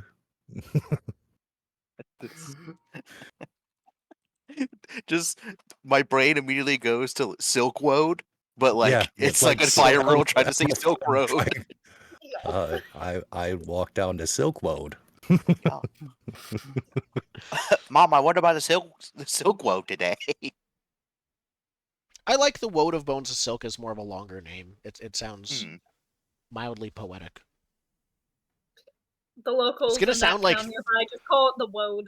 It's gonna sound like 5 different writers of the game like named different areas and thought about it a Mhm. bunch. So it's like, fine, Yeah. you name that this, I'll name this that. And then they fired them all, and then an expansion happened. So, like, completely There is different no stuff name. later Oh, yeah. on. Where There they're is all- no through line. Yeah. Why Like, is what do this you mean all they're- in Latin now? Yeah, What the they're all fuck? in a native in the local native tongue. So I have to like, how do I pronounce that? But for now, Some island is Cyrillic. Who knows? perfect. Yeah, don't even get me started on Cyrillic. Yeah, I like the Woad of Bones and Silk. If I can figure out how to format text in this, we will be dandy. Once you figure it out, let me know because So- I still haven't figured it out. we spawn next to the creepy woods. Yeah. I guess I'll start by describing my character. Yeah, and then we describe our characters. We're on like the edge of the woods. We're just kind of like not quite in them. You hear spiders, you hear bones, and you look around and you see 3 kobolds and a gork. Yeah, A gork. I love it. Let's do it. I like It's a gork. Or Or Orklin? Orklin. I think Gork. Marissa, not it's up to stable. you. I'm sorry, both of those are too amazing, but I have to, I think, go with Gorklin. Gorklin, even better. Gorklin. It's both. Okay. Excellent. So my character's name is Nash, like spelled like the gnashing of teeth. And she wears an oversized, not necessarily a robe, but a cloak. She wears an oversized cloak, a dark oversized cloak all the time. It isn't magic, and it's honestly too big for her. But she is under the cloak. She has she is wearing safety goggles. Under the cloak, she has a bunch of different sort of like small bags and items that she was able to start with. And she immediately starts kind of like looking around the area, not quite paying attention to the other characters around her. So you're a kobold. I am. What do you look like? Because Because kobold, that doesn't necessarily, yeah. kobold means nothing. She's a 5th edition kobold, basically. So So she is very about 4 lizard-like, feet, thin, not very a tall. 4-foot but tall lizard yeah, with a crocodile face yeah, and bigger hands. correct. She, I think, she's like a some bits of yellow, but mostly is orange colored. Um, and yeah, she looks like she's looking around in general. Cool. Who wants to describe their character next? Yeah. Who's next? Is it another kobold? I can instance in, I suppose. Mhm. So yeah, you see, well, can't make that any bigger. Oh. Oops. I made it There big. you I was Yeah, deleting only it. the GM can make There it you go. bigger. So yeah, Oh, you see a 3.5 foot tall. It's a kobold, but more of the fox dog variety. Yeah, on kobold, clearly. This is what they look like. Yeah. The lizard also kobold. Again, There is no just like the dissonance. writers, the artists fought about what kobold should be, and then they just like, He's made them all. yeah, We need Yeah. some interesting sliders to furred, not furred. Yeah, there is the fur. There is the fur Furry and to scale scaly slider. yep, Yeah. So wearing black robes and covered in chains with a weird hood and long ears. That's basically me. What was the character name? Oh, I will see the other player and introduce myself. Greetings. I am Vaughn the Chain Lasher. Vaughn? Varn. Varn. I like to imagine like your names are just above your heads, but we still introduce each other. oh yeah, no, this is an RP server. That's how it works. We don't actually, we pretend never to see the names above the heads. In fact, it might be disabled for the RP server. I don't think you get Ooh. to see the names until they introduce themselves. Ooh, I like that. Yeah, Yeah. excellent. Like you don't Um, see information you don't know. Perfect. Should I respond now, or do you want someone else want to describe first?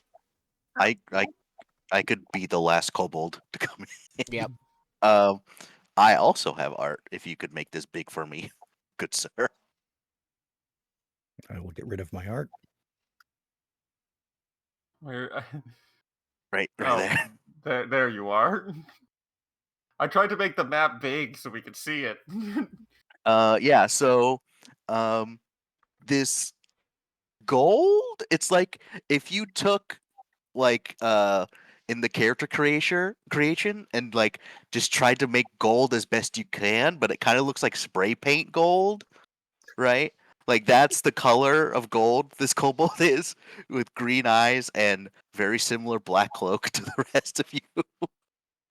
I'm just the sensing a starting- theme. It's the starting cloak of darkness. yeah, it's the starting darkness cloak. Yep. Just like T-pose materialize in.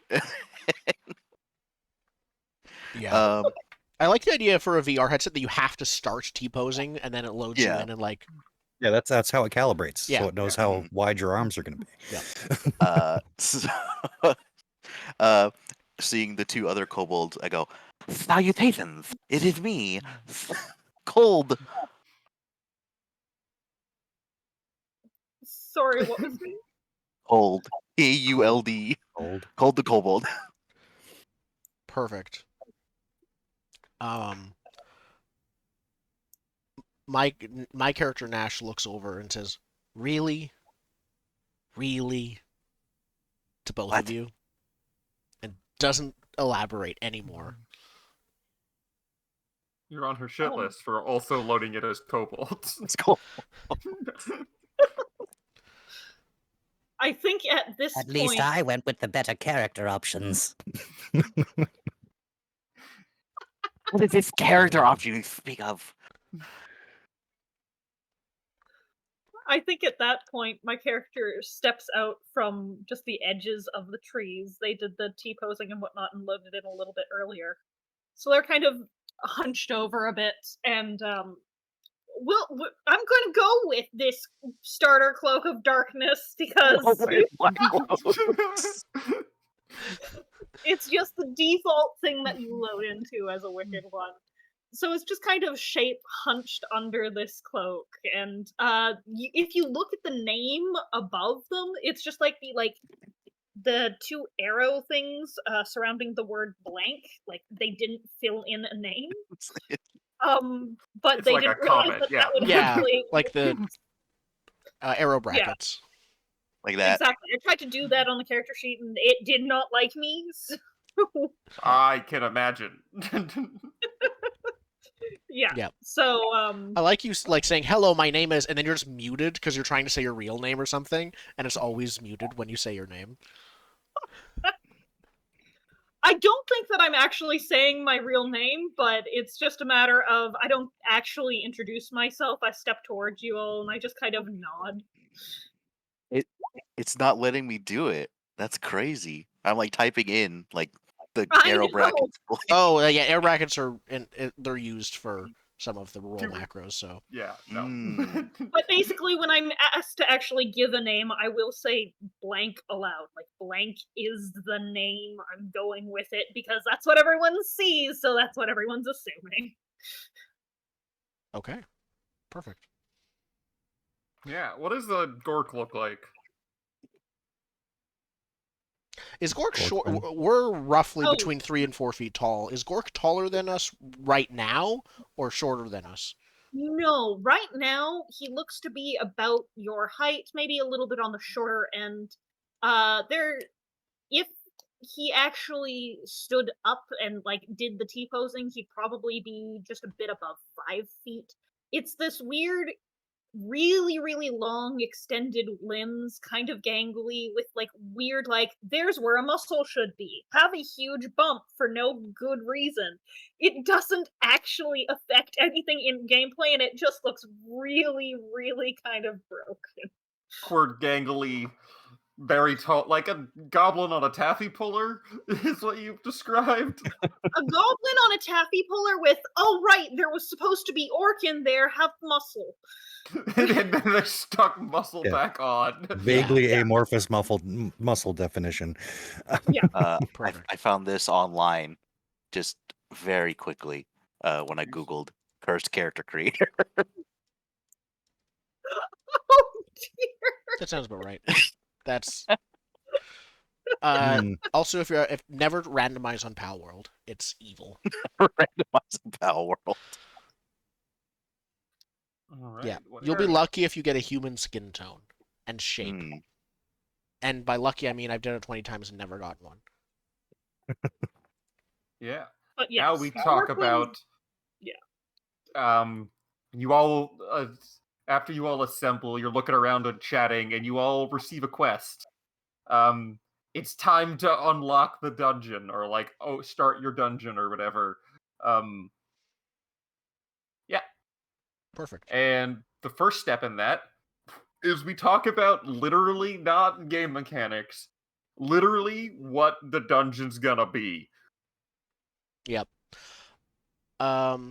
I So, like like- the idea of the game saying you can start your dungeon anywhere around here, and my character just saying, "Yeah, I'm going somewhere else," and we just like figure out somewhere else on the map to start our dungeon. So this is a walking montage.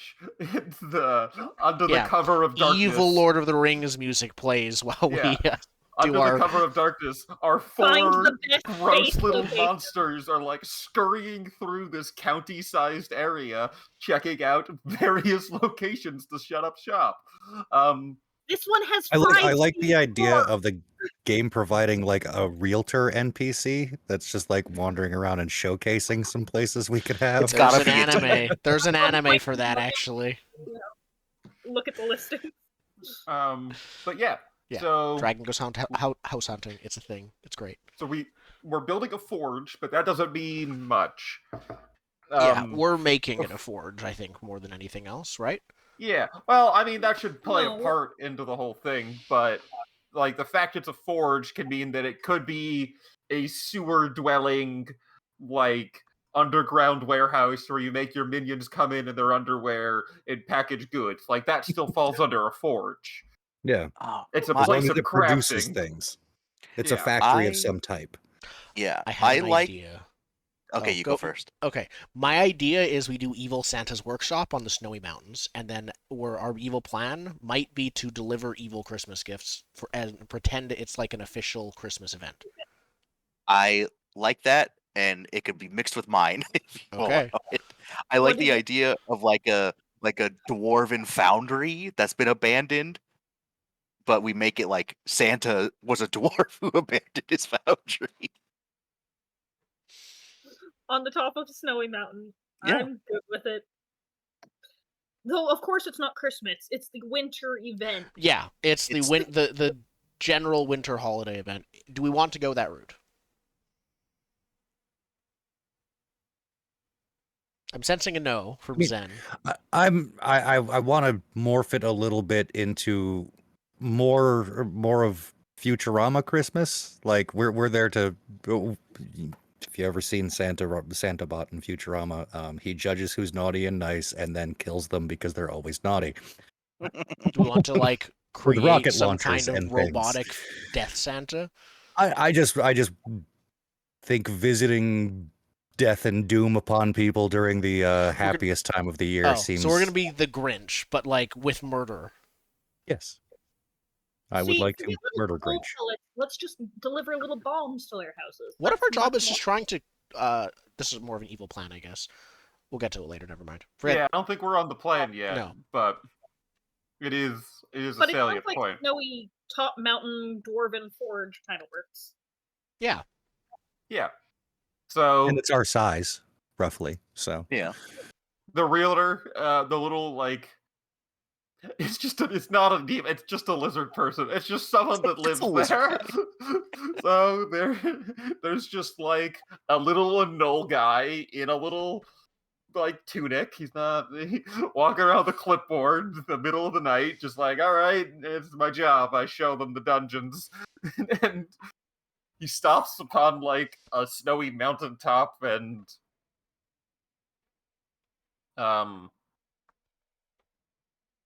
yeah, where's the mountain? So that's this lonely mountain over here. I like the tall ones, but I also like that one. The tall ones are also probably gonna be very populated. This lonely one? Ooh, I like that one. Yeah. yeah, this one over here.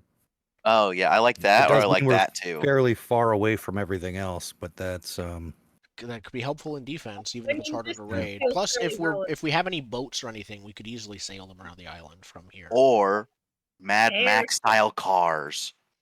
It's a. I guess it's not It's really a flat much everywhere yeah. else. You are building a forge. You could also build a cannon to launch you and your troops at any. Excellent. Yep. Okay. Let's pick there. These are all possible possibilities. I'm not trying to prescribe an action, but Yep. you could. Okay. Yeah. So we've chosen our forge location. I guess the question is, do we need to draw that on the map? And We are need there to any get our. I think our dungeon's not empty right now, is it? No, it's filled with dwarves. Yeah. It's Yeah, not this is a advanced dwarf Santa ruin. forge. Because we're making it one. We're making it a ruin. It's not. Yeah. I don't think it's not an in use factory at the moment. Like it is a old dwarven workshop, but it's Is it like a currently family inhabited. run? Yeah, I'm imagining Um, like maybe an old dwarven family that still runs it less. they're just the actively clan than is they on used the to. decline. Yeah. Yeah. We have a few more dungeon questions, Okay. but it's not unoccupied. That's the point I wanted to make. Yeah. Perfect. So yeah, we know where the dungeon is. It's on this dark mountain over here. And then if someone wants to, there is a dungeon sheet if we want to like be typing on it. I will start, I think. Yeah. Okay. So the things we're trying to figure out for this bit are basically what the dungeon entrance looks like. What are the walls and floors made of? What's lighting like? General atmospheric points. And horde? You're also supposed to, it says pick a horde. Basically that top list. Yeah, The I 4 see. master plan.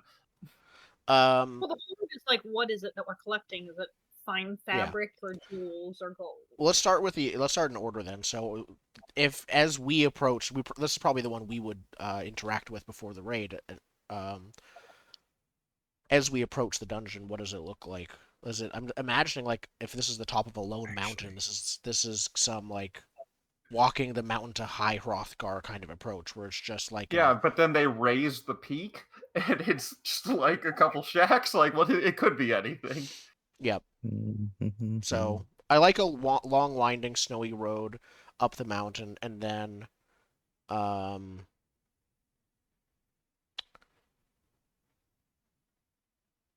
mean, it feels very typical to do stone, but we're not evil. But I maybe like that it's bone? actually underground. Once you get to the peak of the mountain, it's underground in the mountain itself. Let's just expand it as big as we want to.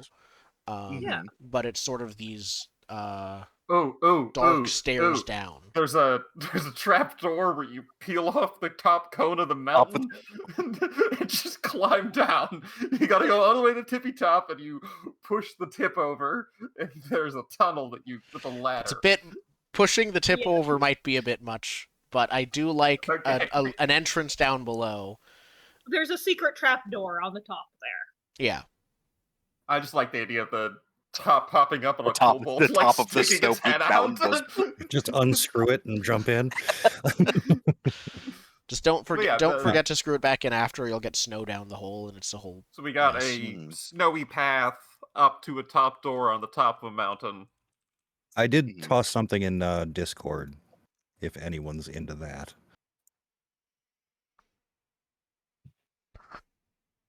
As long as the entrance is the top, yeah, I think that's the kind of Yeah.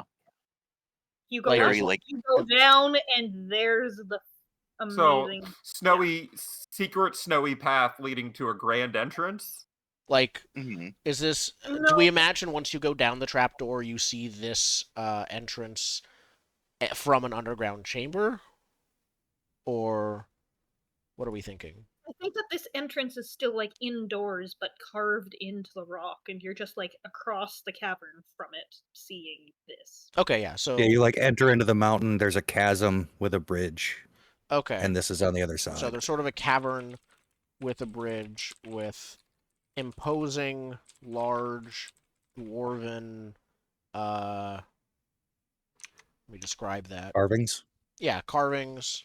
Oh, is there a character limit? Hold on.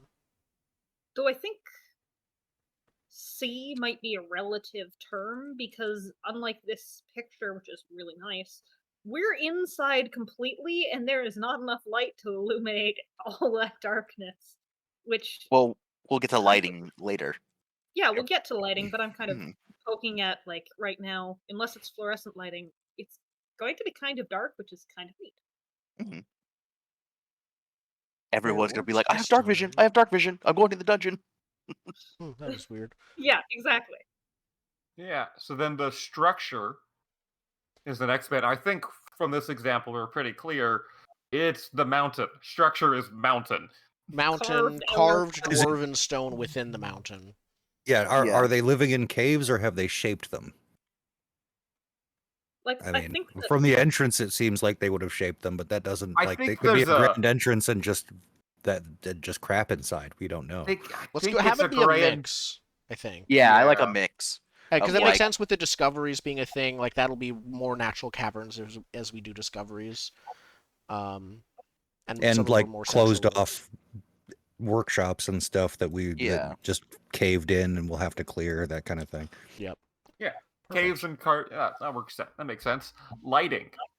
I like one of the non-existent. Is it no lights? Is it torches? is there a species of bioluminescent worms we have trained to glow into, trained to live in glass tubes that we have lighting the ceilings? I like the that, idea of but stylistically placed torches. I think dwarves need to be more associated with mushrooms, given that they like the whole can live underground thing. So I like bioluminescent mushrooms that they use as lamps. Yeah. There's That's what I like also too. the question of our power source, since that is a feature of the forge that does currently Ooh. exist. Oh, yep. So Can it we could do- be we could do lava flows that magma, are going yeah. through the I entire like thing, lava providing flows. light. Lava flows everywhere being our What if source. it's lava flows are cool? What about a giant gravity battery with a giant shaft that goes down to the center of the earth and a large piece of stone on a giant chain that slowly falls, powering everything? And you have Just the occasionally. dwarves have a team of apprentices pushing a wheel to lift it back up, but What if it's like a water wheel, but it's just It's a lava lava that's wheel. pushing the wall? it's a lava It's a wheel. I kind of love that. Yes. All right, So it's a lighting lava wheel. lots. So So the lighting lots of is like red lava lava. glows. Yeah. I think lighting should then be suspicious glowing patches on the wall. Perfect. Like it's just as a default being in what I'm assuming now is an active volcano. There's suspicious glowing patches of stone on the wall that Well, provide illumination. It's dormant for now because they keep diverting the lava to other things. But if they Yeah. weren't here, yes, it would be active. Dwarves have been somewhat careful in trying to make these specific glowing patches into like shapes. Like that one's a tree. Can't you see there's a tower on this door? We're definitely going to be able by to just, like, carving calmly them and carefully. competently maintain the volcano and keep it from So exploding. the mountain is a lava jack-o'-lantern on the inside. Yeah. I'm just doing Dwarf Fortress rules. When the stone is hot, you stop digging. Perfect. Atmospherics. What does it feel like on the inside? Dry. Incredibly dry. Dry and Way hot. Very warm. Dry and yeah, Especially if we're getting cold winter snow. Yeah, dry there's and our water warm right on the there. We inside. melt those snow. Yeah, What- that's probably. What smell greets those who step foot in your dungeon? Seared flesh. Because sulfur. someone's been Sulfur. injured. It's probably got that like irony smell, right? But because Yeah, it's a metallic. forge. Yeah. Yeah. And ash. hmm Okay. And it's been dwarves have been working here for a long time. Sweat and yeah, it's not the best. Smells like beard. Yeah. Yeah. Yeah, At least sweat when and you're beard getting into oil. the smaller passages, when you're in that first opening entry area, it's so big, it's just overwhelming with the sulfur. Perfect. Sulfur and BO. Great. Cool. Sulfur and BO. Perfect. Yes, BO, beard oil. And then when we have our horde, what will it be? Yeah, what are you going to be collecting here? I mean, the easiest thing to say is just treasure, because money buys whatever else we need. We were going to potentially go and give out toys or bombs. I but like this is rare for fun. materials or like yeah. Yeah, This I could like rare be unique ingots and metals or ores. This could be it could also be like textiles and leathers, anything that could be used for building weird stuff.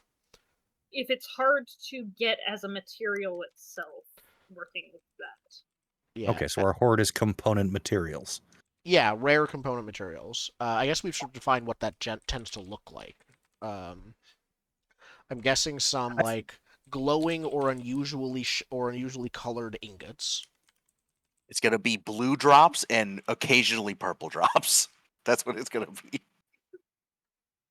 I can see why our dungeon would want to be rated by material craft. Yep. But yeah, I feel like once we establish the master plan and everything, what those components are becomes clear. Yeah. Yeah. Dragon scale leather, like various like rare. And I think that they drops. do tend to have this weird, like, glow to them. In-game, out-of-game, like, Yeah. it's just... You can tell this is something that's special, and so we've kind of started collecting all of the special. I'm just imagining it's just the ordinary single item glow, but then as we put it in a horde, the effect doesn't like merge; it just stacks, so it keeps getting glowier the more we put together. Yes. As soon as an adventurer opens the door, they're blind. I have safety our main goggles for that reason. Our horde is the main defense. Yeah, obviously. All right. So cool. You're staring. So then we cut back to the in-game footage of the four of you hiding behind a snowdrift, staring with visions of gold and tiny robots with lasers and evil books in your eyes. Yep. At the odd-looking dwarves that occupy it, they don't seem to be quite alive. It does appear to be filled with zombie dwarves at the moment. You see, as they come out, they are pretending to work. It's the souls of dwarven ingenuity have possessed the dead bodies of the dwarves that used to live there, and they would need to be cleared out before we can continue. But in the meantime, we're going to take our break here and come back to the clearing of the dungeon. We will. All right. Sweet. We'll be back in a few minutes.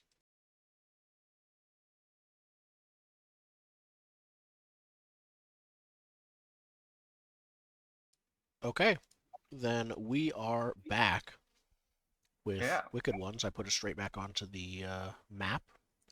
Are we going to call it Dark Mountain, or are we going to figure out the name later? I mean, we could rename it. That's the placeholder name. I just wanted to get, like, names on the board for where the stuff is.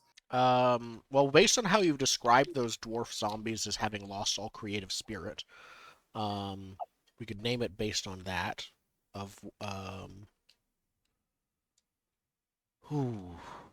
Unforged? The Unforge. Yeah. I mean, you could name your dungeon the Anti-Forge. What's the opposite of creativity? That's a loaded question. I know, but I'm gonna ask it. The uninspired mountain.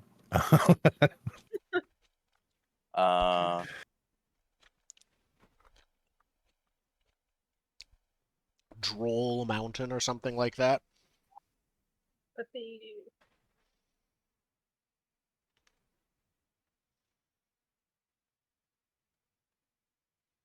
You just call it Lost Spark. Yeah, I like that. We could Yes. one word it and just Yeah. make it a single word. I love Lost Spark, especially because it's the magma, too. Yeah.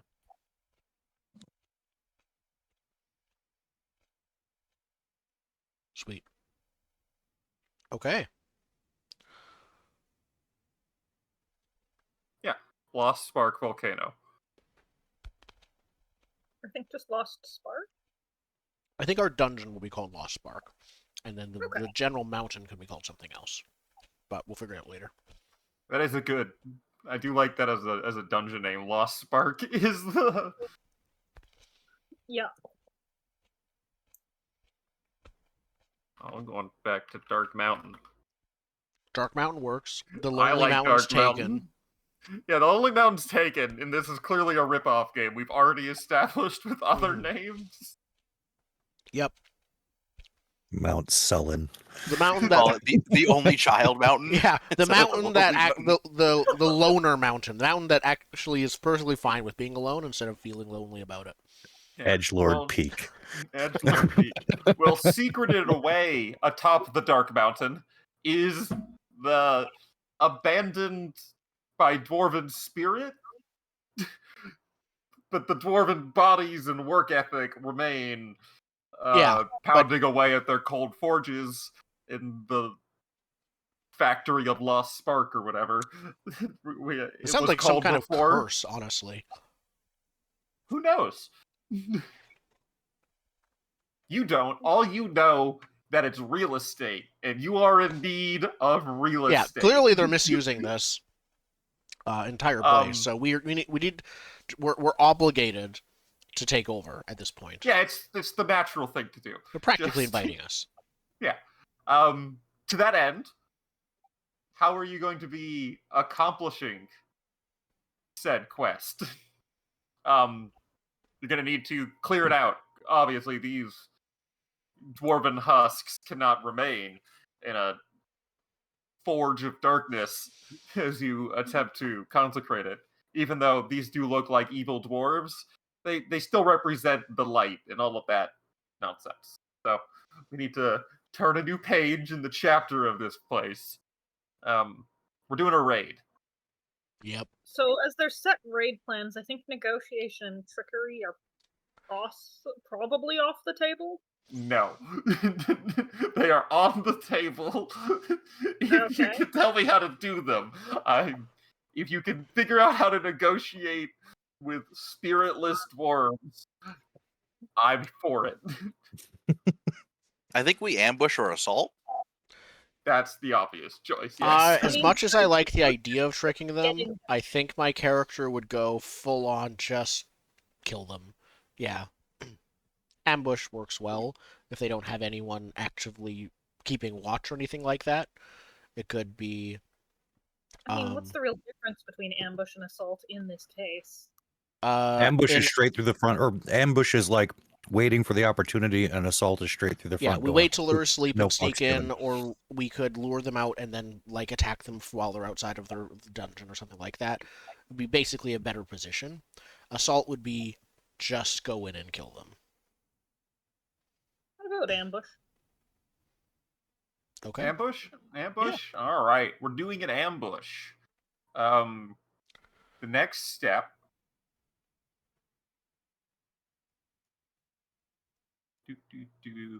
Yeah.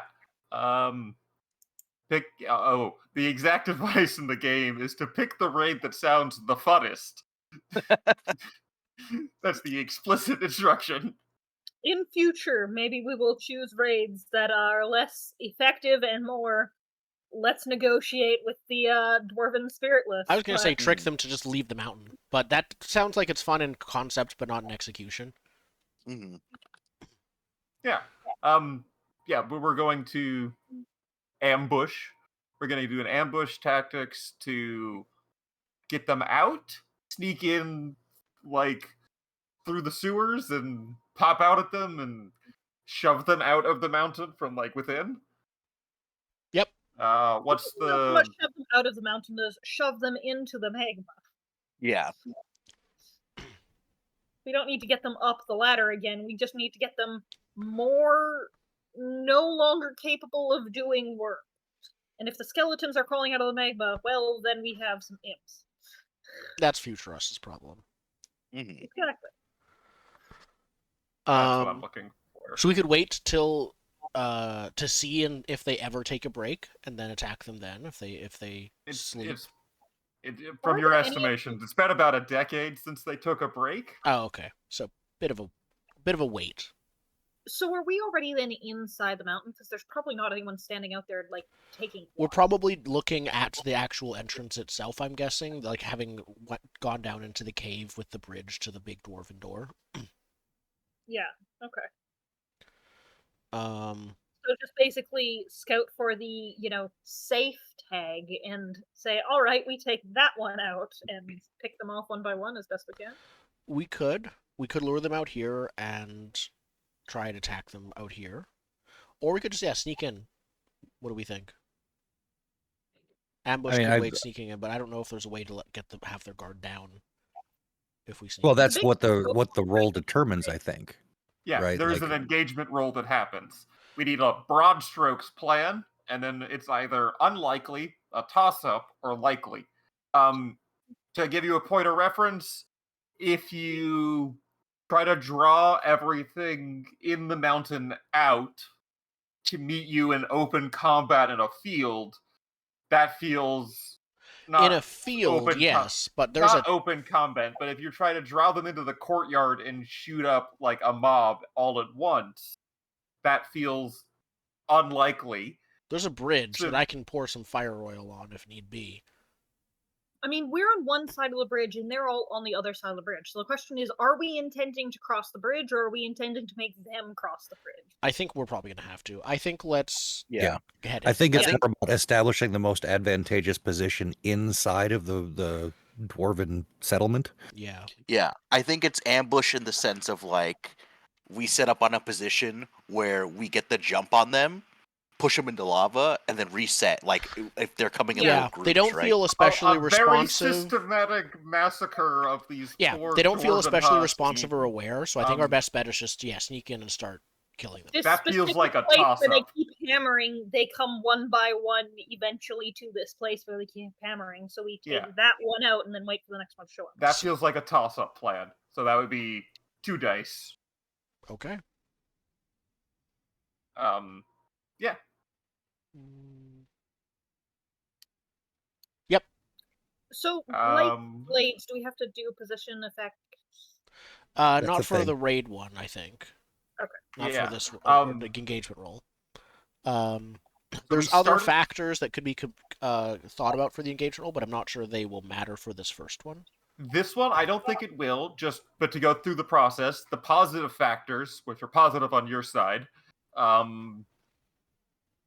you just found this place in the past day or so. You don't really have any massive foreknowledge. The quest was find a place to set up a dungeon. So it wasn't you don't have quest information to go off of. You don't have that positive factor. You're not really sure what these weird empty dwarves are, so you don't know a weakness, and you haven't established yourself in the regions. You don't have friends with you, so I don't see any positive factors. But on the other hand, they're weird, as far as you know, weird automaton Huska dwarves. They don't have any. They're really low tier. Their dungeon looks like their base is falling apart, it's not maintained because they're weird husk monsters. They don't have anything in their factor that adds a negative penalty. So it feels like a pretty even matchup as far as unaware and unaware on both sides. Okay. I think we're So, yeah. good.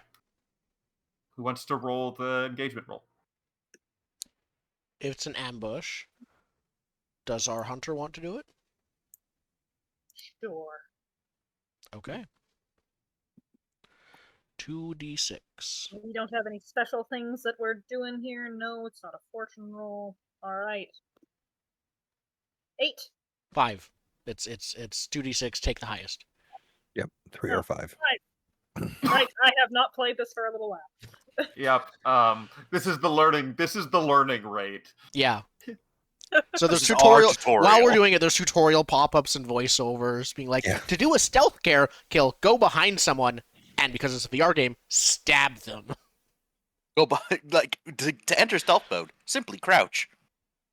That's it. Mhm. And that's why my character's crouched all the To jump. Yeah.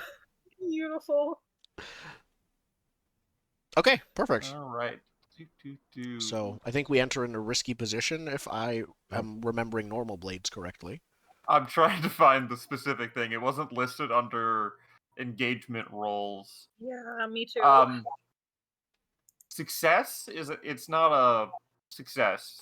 No, a Middling. 6 is a success. 4 to 5 is a middling, mixed So successes. mix. Yeah. You start on equal footing. So yeah, you begin to slip into the forge. It's just keep calling it forge a bunch. It's a forge now. It's going to continue to be a forge. It's real convenient naming wise. Yeah, you slip into the forge as planned. You find a nice launching position to ambush lone dwarves on a very tight, not tight, but not very well trodden path. So it's going to take you a little bit to clear them all out. You do start on equal footing as something you did not notice on the inside. It's not just the weird empty dwarves. It does appear that there are there's a couple golems as well that We can't are just left shoot over. those. Yeah. Left over from the dwarven factory. There's lava-powered golems. Like, they have a weird bubble backpack with lava in them that powers them like everything else in this forge. And they're too heavy, quite frankly, they're too heavy to push into the lava. Like, you are all, like, no one's an 8-foot-tall juggernaut of muscle here. You can't push the robot into the lava. They're not really... They're supposed to follow the orders of the dwarves and to generally defend the forge, but they can't get any new orders. They're not particularly intelligent, but you're not strong enough to knock them over either. Okay. So that's the complication. You see this, like, you do get a couple empty husks into the lava.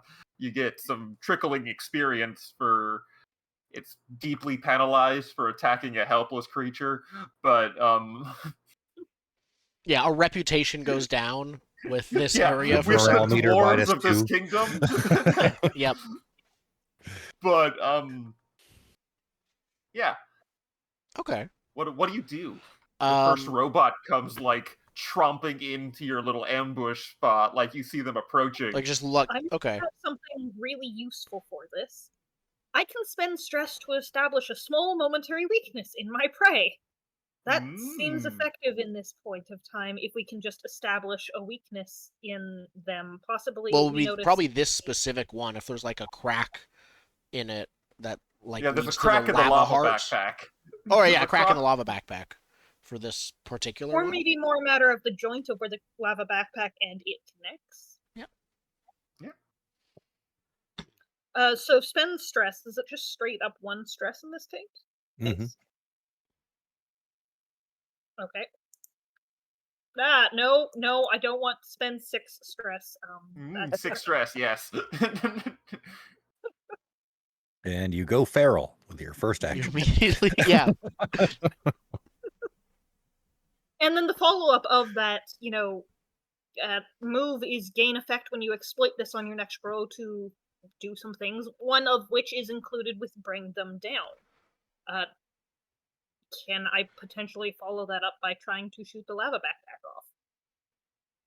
Even if no one else has anything when they see it come in immediately. I think you can go first. I think I might be like looking at it and examining it from a distance, but Yeah, you're the only one that could hit it first because it's far enough away. I think a long arm comes out of the cloak and just like points and tries to like angle itself so that it's showing you the backpack, and then the other arm comes out, a bow comes, and just... Do you shoot your bow... Is your bow horizontal when you shoot it, or vertical? Or how? I think vertical's funnier because you're like still hunched in your cloak. It's just you're just... above your head. Yeah, you're like you shoot it up here somehow and have perfect aim despite not actually being eye to eye with your arrow. Using the chest muscles at all. I think for the fun of just making this as much of a mess as I can, I'm going to use trick shots here to pull off an improbable but not an impossible shot because it's behind us and it's coming towards us. So I'm going to ricochet this off a building to make it hit right into the joint so that it will actually come off.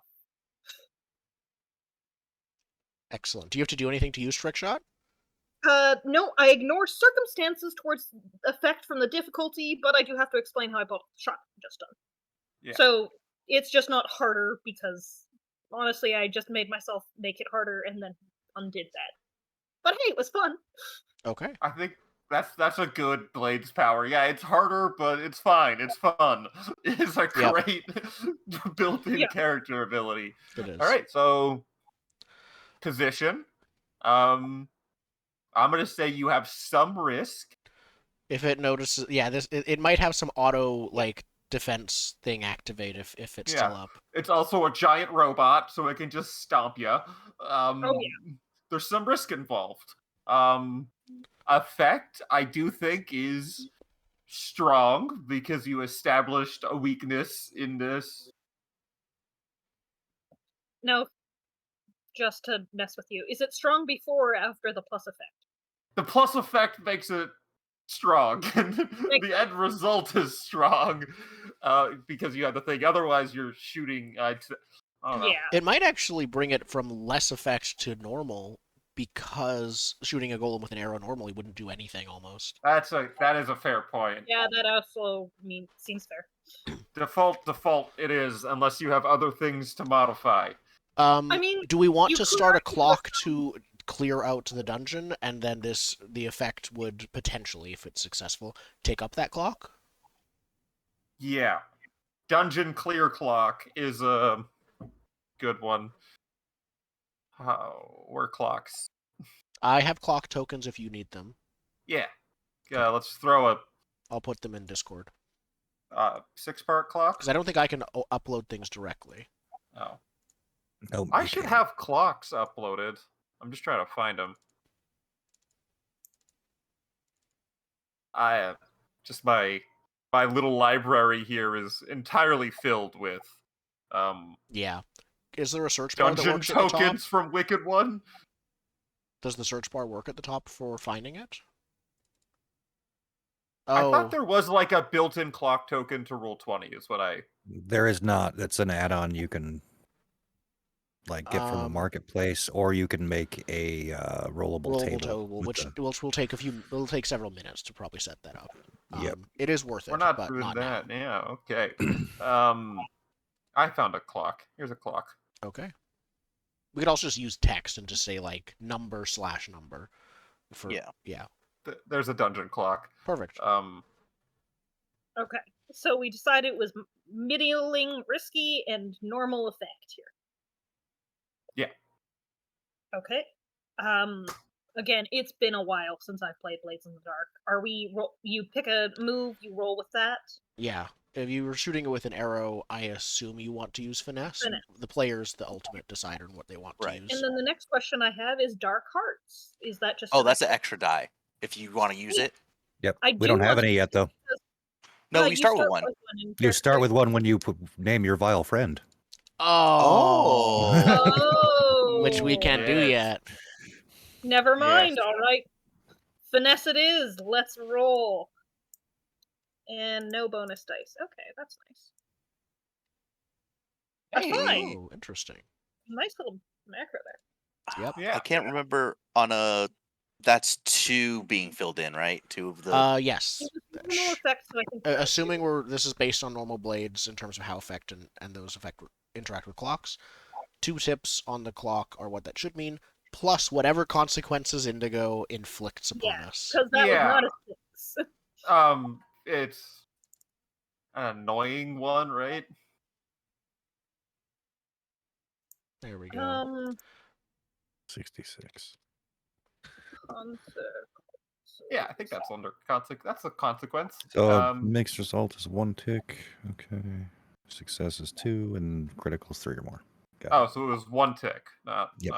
Is that downtime clocks? Because that sounds like a downtime description for clocks. How many ticks does the clock get? It's all clocks.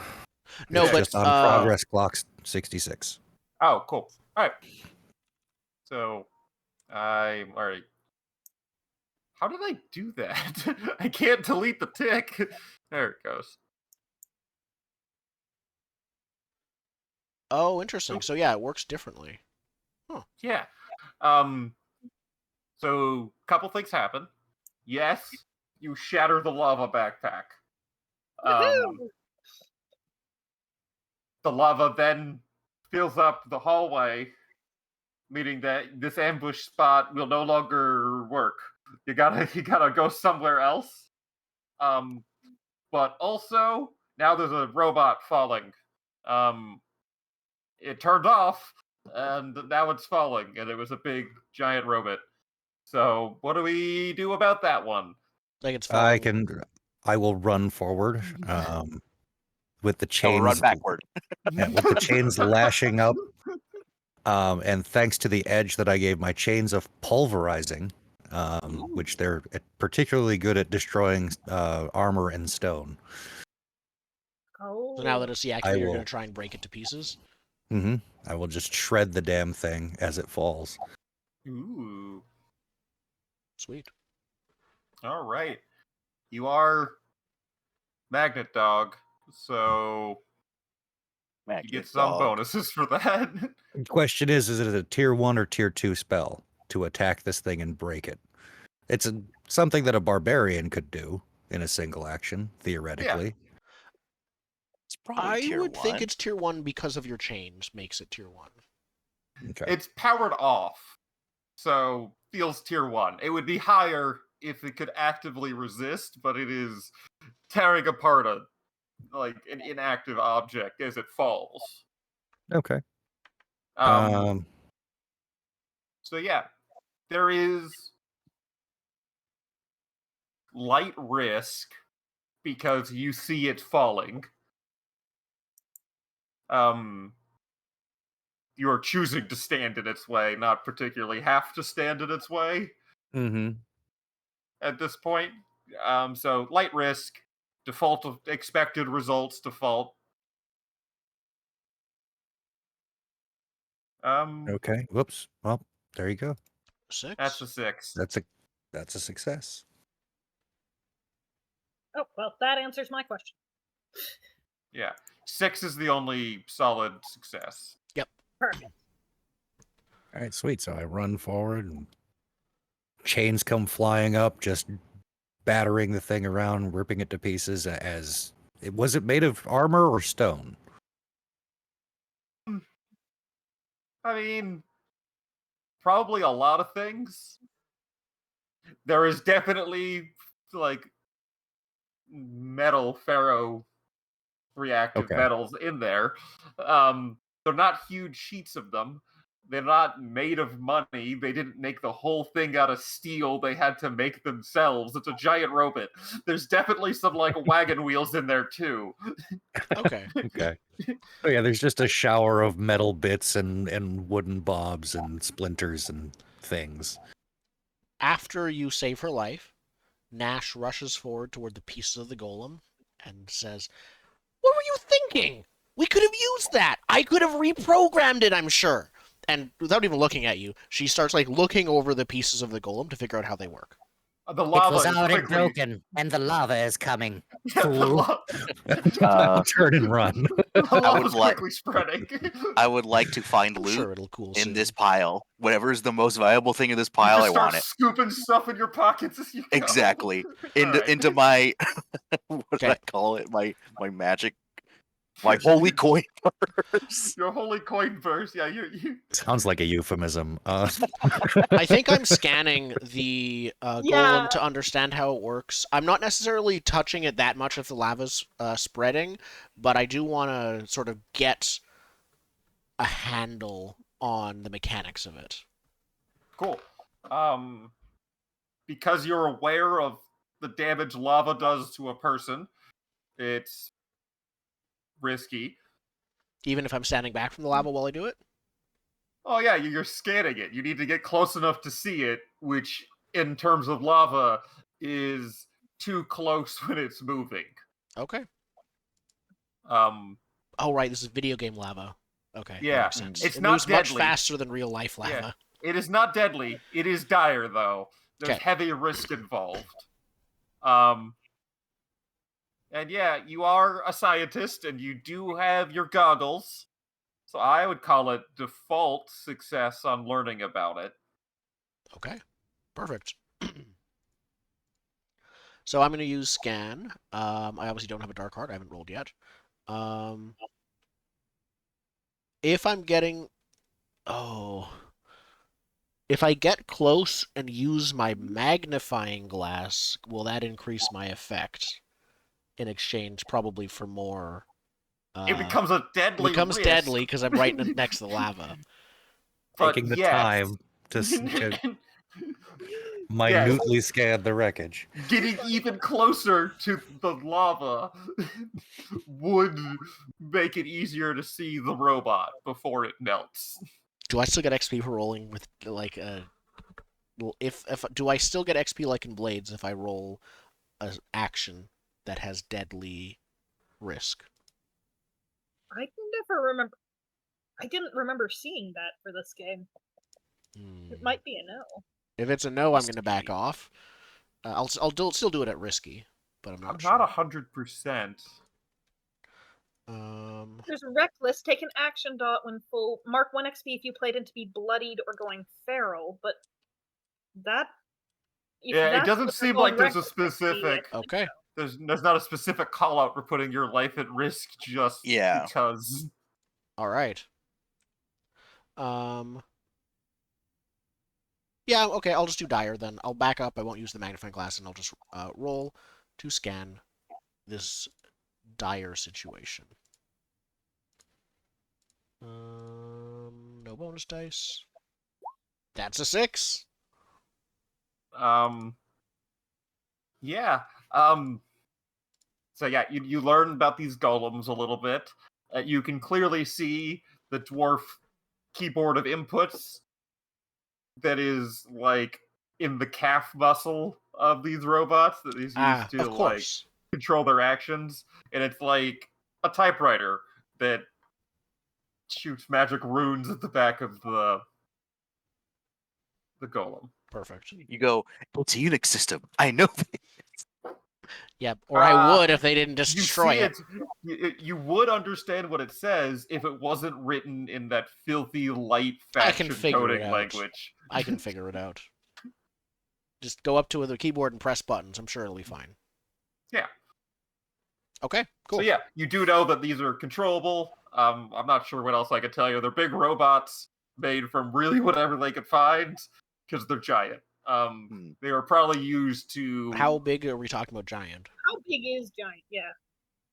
Big enough to safely carry a comically large anvil. So like 10 feet?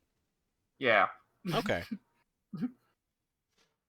Excellent. They were mostly anvil, used for... They're mostly used for anvil rearranging. Yeah, it's a classic dwarven hobby.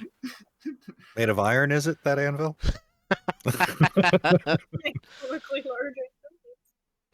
Are you actually doing a roll for the looking for loops? I would like to do that. You don't have to roll each time you look for loot. There's an end raid loot roll. You just say that you magic spell find loot, I think, is your magic spell. Yeah, I could do like a tier 1. Do you know where the loot is? Like, you're not going to learn a new source of Okay, junk? that's fair. Well, what the spell does though is cuts down the amount of time it takes you to find the most valuable thing, right? Yeah, you can get to it before the lava does. True. Yeah, you're gonna have to honestly loot a couple of these to get a good supply of loot. So each individual component isn't that valuable. It's only one they're put together. Yeah, it's quote unquote good source of loot. This is some shoddy loot, but enough of it adds up. Okay. And also God said too, so yeah. I think we gotta find a new position. Because I've just been looking up the like spell casting stuff. We need to find a new location. I've probably been scanning to watch and see, hey, did anyone notice the large crash and actually come this way? So GM, did anyone notice the crash and come this way? Nope. Okay. You are in a secluded corridor for explicit ambush purposes. Okay. And now that the we've dealt with the golem... thing you were unexpecting was the robot, yeah. Yeah, okay. I'm terrible at skulking, aren't I? Hold on. Yeah. I can skulk. I got one. Make it through the... 2. Okay. Oh. I think Nash impolitely requests that someone go to one of the calves of one of the other golems and press buttons. Like, you're in a hallway, you gotta leave this... Oh, yeah, no. She's saying, like, go off and, like, find another golem. I think I gesture with my hands, like, okay, you, like this, we're splitting the party, let's do things separately here. And I point at myself and I'm like, I'll go look for stuff. For a new sabotage point. And whether or not anyone else figured out anything of what I was trying to say is irrelevant. You're just communicating in gestures? Yes. I'm gonna go find loot. Just leave.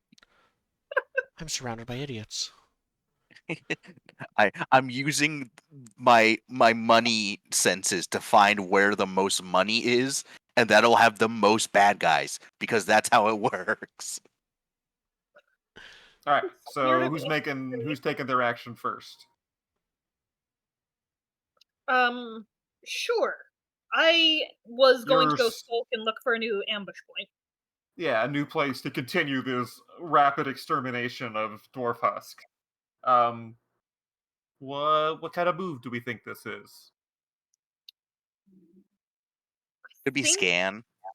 it could be scan. I'm aiming for skulk because I basically want to find a place, not be seen, and be able to grab the rest of you and bring them back. All right. So you're skulking. I I'm think that's skulking. would be light risk before the robots were involved. But now that robots are involved, there is default some risk. The risk is really binary, though. If robot sees you, you get stomped Yeah, because they're here to the part of their job is to defend the fortress. But if you avoid them, you're good. that makes sense. So, is it still light risk then, No, or it's. medium? I was saying it would be light risk before the robots are in the picture, but because of them, you're at normal some risk. Now it's been a few years, so there's some lapses in safety. But trying to find another perfect spot to launch dwarf husks into dangerous machines, lava, etc., is a slim possibility, because most of the factory, even though it's decaying, was at one point covered under dwarven OSHA, and they don't really allow open pits. What? Okay, You want to so build light the risk best stuff, you need the most alive workers. sounds fair. So weak results as it stands. Now, I don't think that this actually changes the results, but it might change the risk. The thing that I picked for edge was camouflage, and that specified trees, and I was very much hoping, because I had described like black, sneaky stealth leather armor, I was hoping for just darkness camouflage instead. Shadowy camouflage is acceptable, yes. Perfect. Make a note. Shadowy camouflage. Did do that, yes. We're Okay, gonna so that's assume it's your starter cloak of darkness. That you're completely enveloped in. It's like a little sack scurrying around. It's great. yes, it's like the box that one has put over. Anyhow, which is take plus effect, not actually risk. So risk goes down, effect goes up. So we're at medium risky, medium effect. Yep. Let's give this a shot. I can't roll above a 5 yet. 5. Alright. So that's mixed. So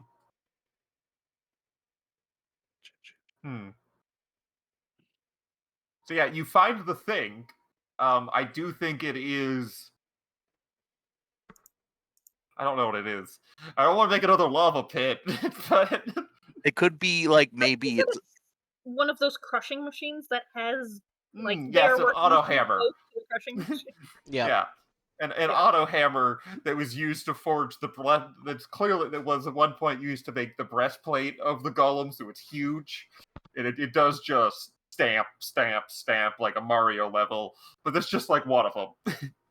And there aren't any conveyor belts, so the dwarf is just standing there putting the thing that it should be coming along under the auto hammer, except there's nothing actually there, so it's just There's a big wheel, and the plan is they like step like you get them on the wheel, you put a box in front of them or something, and they trip on the wheel, you fling it real fast, and you use that. Like the device, maybe not that silly, but like the device that they would use to feed stuff through the hammer, you're using to forward them through it. Okay. Oh, I see. It's fine. Sure. We can clean it later. Yeah. or not. But there is some mixed results, and that while yes, this works as a great spot to quickly dispose of husks, it's a more occupied. Like the consequence is worse position than your previous one. Like it's not a perfect spot. Like you do have to wait for the timing of like the slightly different model golem that like pass through this room basically to pull off your husk destruction. And considering I am then trying to go back to the group and get them to come back to this location with me, and we've already had part of the group split off, that may also have something to do with the worst position. Can I even find you guys back where I left Well, you? let's figure that out. What about the loot dragon? Like, where did you find yourself? The loot dragon is following his loot sense. Yes. He's Leroy Jenkinsing it. He's trying to get as much aggro and then run back to our spot. Horrible plan. Mhm. How does your loot sense work? Is that a channel? Is this holy loot sensing? I think it's in an invoke type thing. Let me see. I've been reading about how magic works, and it just I describe sort of what I want to do, and then you say what tier it is. But Yeah, I'm so going off of one of the ones like find It's loot. Yeah. So that is using invoke to do Mhm. the channel action, and when you channel, it's your god. Yes, I think. That's Yes. the way I understand it, at least. Yep. And finding loot is a tier 1 spell listed as as described. It's one of the examples. So I just roll invoke to find loot. Therefore, my logic is finding bad guys, and then I'll run away. I'll kite them back. Yeah, it's a horrible plan, but Uh-huh. it'll happen. So we start with your position. There's some risk because you're on equal footing, and this Oops. happens simultaneously with getting more risk. So I thought it would give me the risky position, standard effect, or whatever, but no, I just clicked the button and it rolled. Oh. Yeah, it doesn't do position and effect in the macro. Yeah, mine just asks for bonus dice and then goes. Yeah. So we're on. We'll finish it up though. We'll keep your results. Yeah. Some risk. And I mean, I don't have any strong argument why it wouldn't be default results. Obviously, the dwarves keep cool stuff in here. Yeah, and the zombie dwarves are gonna be around their cool stuff.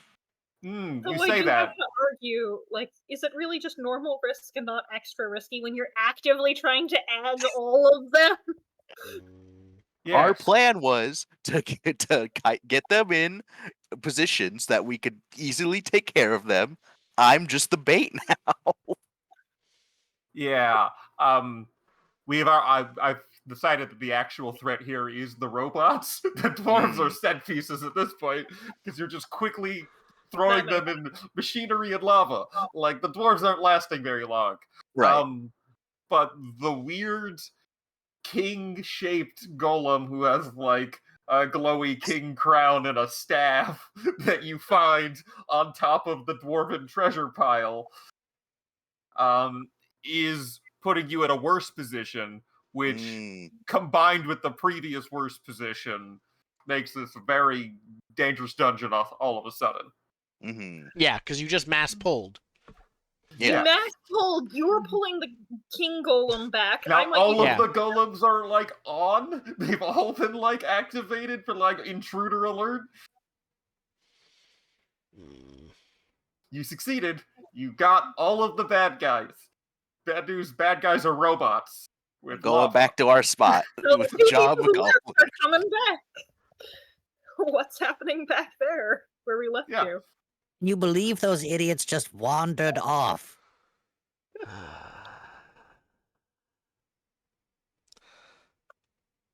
I guess we should make sure they don't die. They're useful labor.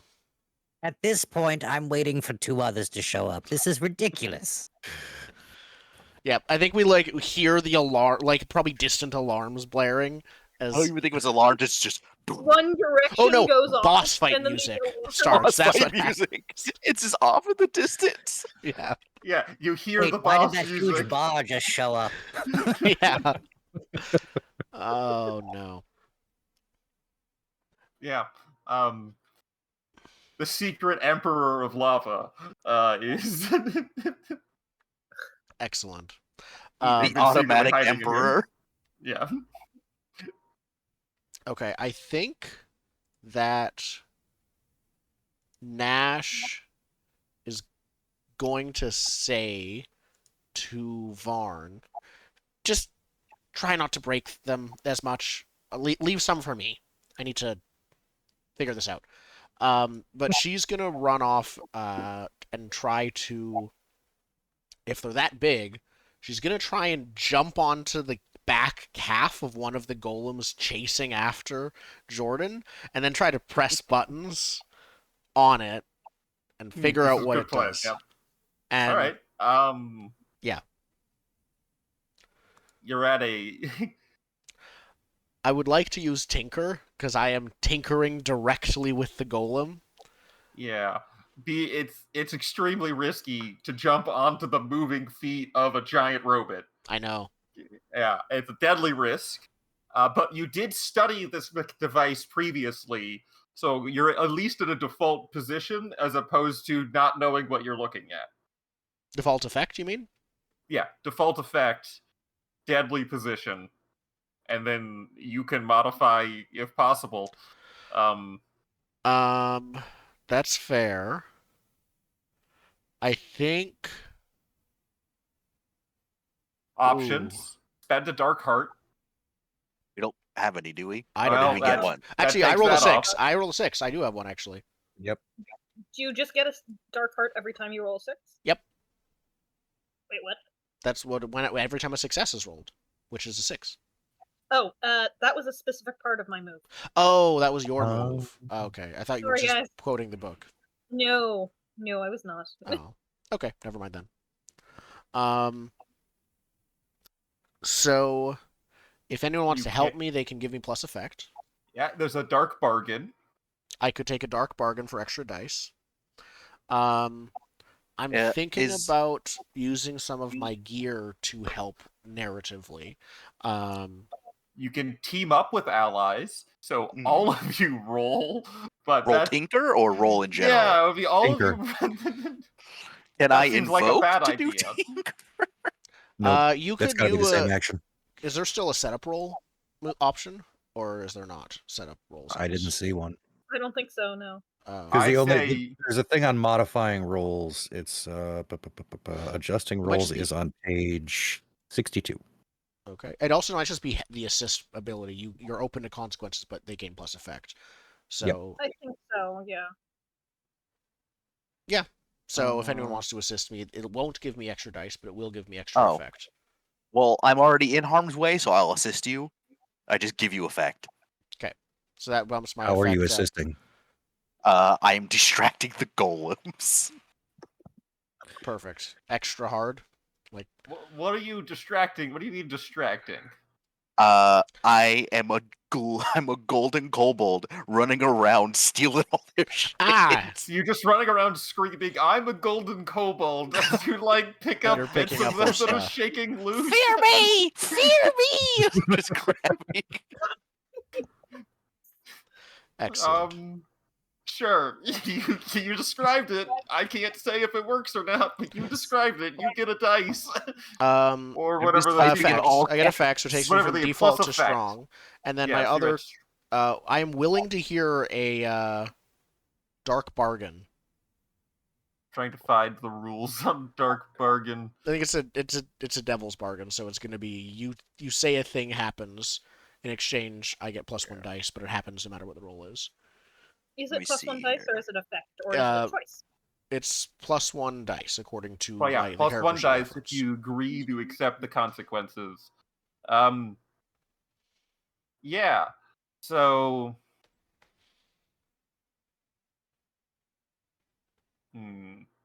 59. Dark bargains are on 59 if anyone's looking for the rules. Mm-hmm. Perfect. Yeah, it's just something that happens no matter what. Yeah, Someone, probably not you, takes shock or gets bloodied. That's Yeah, there is a whole list of example dark bargains.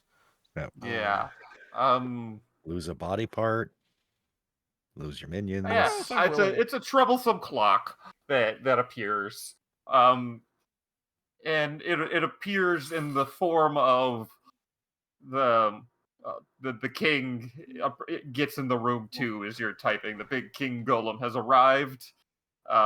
Sort of the automatic emperor of lava. He begins to lower his scepter, and there's a giant ball of lava that is slowly forming at the tip of the automatic Emperor Lava Scepter. So It's a 2-part clock.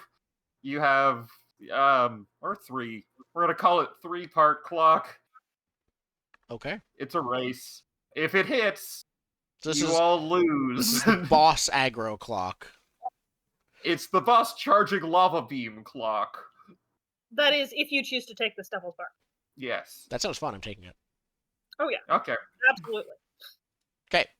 So deadly position, great Yes. effect, 3 dice normally from Tinker, +1 from the bargain. Mm-hmm. I don't think they have 3 clocks, so I made a 3 Whew. clock. 6. Oh. Which means 2 ticks. Oh wait, yeah. So That would be 2 ticks on the clock here, right? yeah. Yeah. So yeah, my intent is to kind of press buttons on the golem and kind of metaphorically trip them up as they start getting different programming. Yeah. And then it's 1 tick on the lava spear clock. So yeah, the golem you hijacked is now swinging erratically, to no real effect. You like jump off the back of the leg, and it just is waving its arms and Have I being gained a bit of a problem. better understanding of what some of the buttons do? No. You just push buttons, and now it's Perfect. Now it's moving around very effectively. It's not going to hurt anyone. Like everyone sees it coming. It's not moving fast. It's just kind of Okay, we can leave that one there. I'll experiment on it later. Now, when you say giant anvil, how giant is a giant anvil? it's comically large. Like you're sure somewhere in this dungeon there's a giant robot with a giant hammer that needs a giant anvil to. I mean, is it like the size of a small ship, or is it like like a house-sized anvil. Okay. It's somewhere in this dungeon. You're not sure where, but It's got Acme obviously branded on the side of it. Yeah, basically. Okay. So I'm gonna do the dumb thing because why not test out bad consequences? I am going to use my Ferrokinesis, and I'm assuming what would be a tier 3 spell Yeah, it sounds like to tier 3. lift the giant anvil and use it to smash the rod that the automatic emperor is Yeah. leveling at us. We're just gonna start off. That's deadly. You're not sure where the anvil is. You're not sure it's in the way between the anvil. Oh, I thought we and found you. the anvil. No, I just said they carried an They anvil. they, they carry Okay. anvils in general. I don't think there's any anvils here now, so we'd have to go look for one. Yeah. Hmm. No, but you could do it. Your senses tingled like Yeah. giant piece of iron. Like Anvil sense. it feels like a tier 3 effect. It's deadly. It's extreme risk because I can't go higher. Because you don't know where it is, you don't know what's in between you and the anvil, and you don't know what happens if the charging lava staff breaks. And Might also it's explode. pointed at you. Fair. Deadly risk. It does seem like, in your brain at least, this would work at the explicit effect of breaking the staff. The giant anvil will break the staff if you hit it with it. Don't know anything beyond that, but that seems strong. Fair enough. I am going to overload. Well, I guess Give that's myself expected +1d. results, right? That is, The yeah. expected results is breaking the staff. Yep. So this will succeed if it works. Okay. So yeah, I'm gonna overload, giving me +1d because it's a tier 2 spell or a tier 3 spell. It's -2d on the roll in the first place, so that gives me 2 dice to roll. However, I am unable to resist any consequences from this action. Oh, Good. Good thing to choose on an extreme roll. Yep. Beautiful. Because why not? So bonus dice is -1. Submit. Oh, who could have guessed that would go poorly for me? The 3. That feels bad, right? It That's is. That's a failure. That's Feels an like a failure. outright failure. You suffer a consequence. And with a I deadly think the one. consequence is cavern collapse. What causes that? The giant anvil. That's fair. Yeah, turns out it was on the other side of a support beam, and I didn't notice. It was a support Oh. anvil. It turns out it was it's like holding up half A part of a load-bearing pillar. anvil. Yeah. Yeah, you crash this giant anvil through, knocking the lava sphere out of the way. It doesn't break it because there was so much debris in the way that you're not that strong. You might hit it at the wrong angle or something. I mean, have we ticked up the lava sphere clock? Oh, it's ticking up. Yeah. Boop boop. As far as like real consequences, yeah, there's a new problem. There's a new problem. It's collapsing around you. And the lava spear.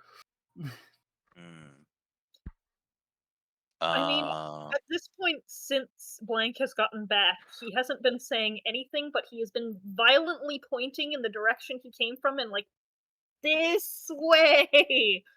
He finally gives up on nonverbal communication and yells out like the second and third words you've heard him say, and actually says, like, we can crush them over there. Oh, so you do have a mic.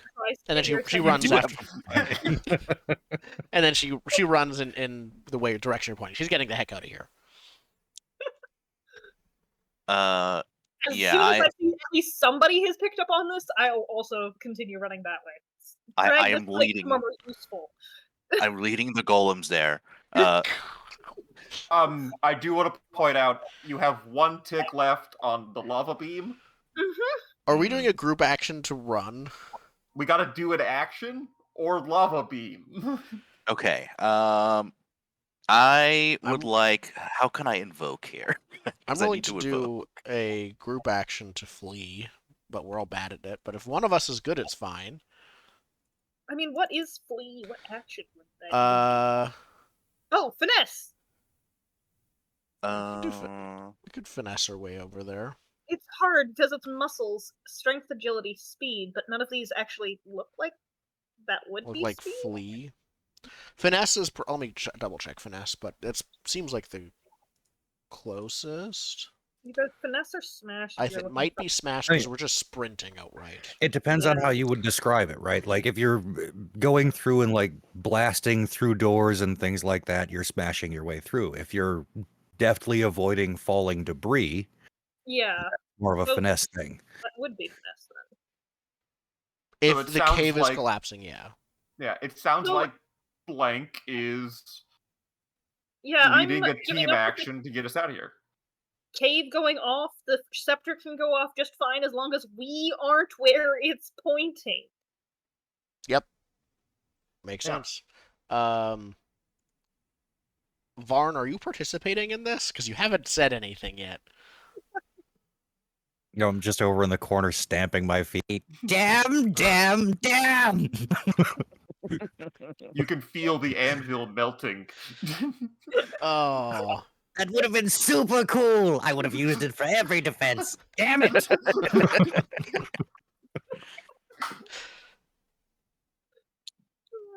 Okay, does it still count as a team action if Bard isn't a part of it? Oh yeah, it can be up. Are we leaving? Shit! Damn it! Fine. Let's go. We're just leading them to a new area. Yeah, we're getting out of here. We're spreading out the enemies. Everyone rolls finesse. It's deadly because lava spear. Yeah. Cool, Success means lava spear goes off, but you're not in the way. It's real cut and dry for this one. Yep. Okay, I have 0 in it, so I'm just gonna roll and see what happens. I mean, doesn't that give you practice things? So that's good. It does give me a slash. Any PC Blank, that you're the one rolls leading, mixed right? or a failure takes a success. Takes a stress. Not Stress. Success. Stress. Yeah. Oh, so when you guys fail, I take stress. Sweet. Okay. Or even get a No, mix no. in this one. All right. No, Sure, that I PC will. takes the stress, I believe, That PC? because it says Yeah. however, any PC that rolls a mixed or a failure takes stress. Ah. So Okay. Okay, it's your so own it's not stress. all on leader. Oh yeah, because It's just leader. we're evil people 'Cause who there- aren't actually helping each other. So if There's it's actually no leader in a team up. It's just everyone's rolling for the same result. okay. Mm. All right. I'm I'm so Okay, I good just with kind that. of phrased it that way because I'm so that's used what to it. like gotta blankly one. taking Take a the stress. initiative. I got a 4, so that's I something. get Stress. slash. Get stress. It is stress, but it's a. Oh no! Not looking good. Final roll. I mean, I don't think I can. Shit! Oh, also a 4. I'm gonna mark a stress. I'm gonna mark a stress. Yeah. Oh, right, Four- and stress Is obviously. 4 mixed? 4's mixed. 4 is mixed. Yeah, Force force mix. mix. Yeah. And, so you will get out of the way of the lava blast, but not the falling rocks. It's concussed. I think we Tinnitus? can each take some shock. I think there's shock, Yeah, you bloodied, can- or death knell. You I can see. shock muscles, or something. Brains, maybe, if you get hit in the head. I don't know. Mhm. Yeah, you get hit by rocks. Take appropriate shock. Where is shock? Shock. so It you seems get like pick shock as long Here as we you go. take some level. So shock. Yeah, bloodied / death is a severe injury, giving shock to all attributes. If this was deadly, this might work better. Shock is Or you could just do shock to a specific Oh attribute. yeah, no, so this you is choose one of the this is- 3 attributes, and their next roll takes -1 die is shock. Or you could just do it for basically shock to everything. See, you have It one. was- I mean, bloody makes the most sense I think that's reasonable. because it was a deadly positioning, and also you're 1 tick away from success. So it's really make it or break it moment. yeah. So we are all now bloodied as well. You're all bloodied. Yeah. So So Yes. bloodied means that you need to clear all shock before you are not bloodied. If you are injured significantly while you are bloodied, you are dead. Okay. That's How do we denote shock on the sheet? Is it the The little diamonds next to brains, muscles, and guts. got However, it? it's little diamond next to bloodied as well. can I resist Yes. being bloodied then? Yeah, you can make resistance Yes. rolls. I will totally do that. I'm gonna. How do you that as well. resist rock? I think for me, I resist it by actually. How does this resistance roll work? Is this It's different. Partial Yeah. resist, take 3 stress. Mixed is 2. Success is 1 stress, and a critical is clear. but it's stress. just it's still roll how many you have roll an action. roll an action. Roll an action. Roll an action. Okay. Yeah. I think in that case, she's gonna notice the rocks that would have hit her. She's gonna notice like the classic thing of like a trail of falling dust ahead of her that is gonna signify it about to fall. And she is gonna sort of dodge out to the side as she keeps running past it before and change where she runs basically as she's running. So as the rock falls, she's gonna sidestep it. That's using scan to That works. perceive where it was gonna be, and then none of the position effect matters for this, so I'll just roll. No, because you automatically resist it. This Yeah. just says how much stress it costs. 1, I believe, with 1. 6. Yeah. So 1 yeah. stress. So you, So instead of shock for all 3 and bloodied, you're just shock for all 3, not bloodied. well, isn't bloodied shock to all 3? Yeah. Bloodied is So shock to all 3. But I can take shock to 1 maybe instead. You Like can it's- have 3 shock and not be bloodied, which means that I'm good with you would that. need to be bloodied before you die. Okay, Yeah. I'll okay. take shock to all 3 then. Yeah. Shock is temporary. Like, shock goes away when you immediately try to do your next brain action. Yeah, muscles, guts. Yep. Okay. Yeah. And it's a 1 die penalty, like a 1 roll penalty each, as opposed to bloodied, which is a conditional penalty where you got to clear bloodied. But also, it's got to clear between the next dungeon. yeah. I just wanted to Yeah. explore the mechanics here. Okay. I'm going to roll resist by making a couple of chain umbrellas by coiling them above me and deflecting anything Just that's falling. spray everyone else with gravel as you run. Yeah, Yeah. why do you think you're shocked? Fair. That'll have the same effect for you, though. Like, you resist being bloodied. Or you can... Mhm. Yeah. That's my jam. All Yeah. right. Boop.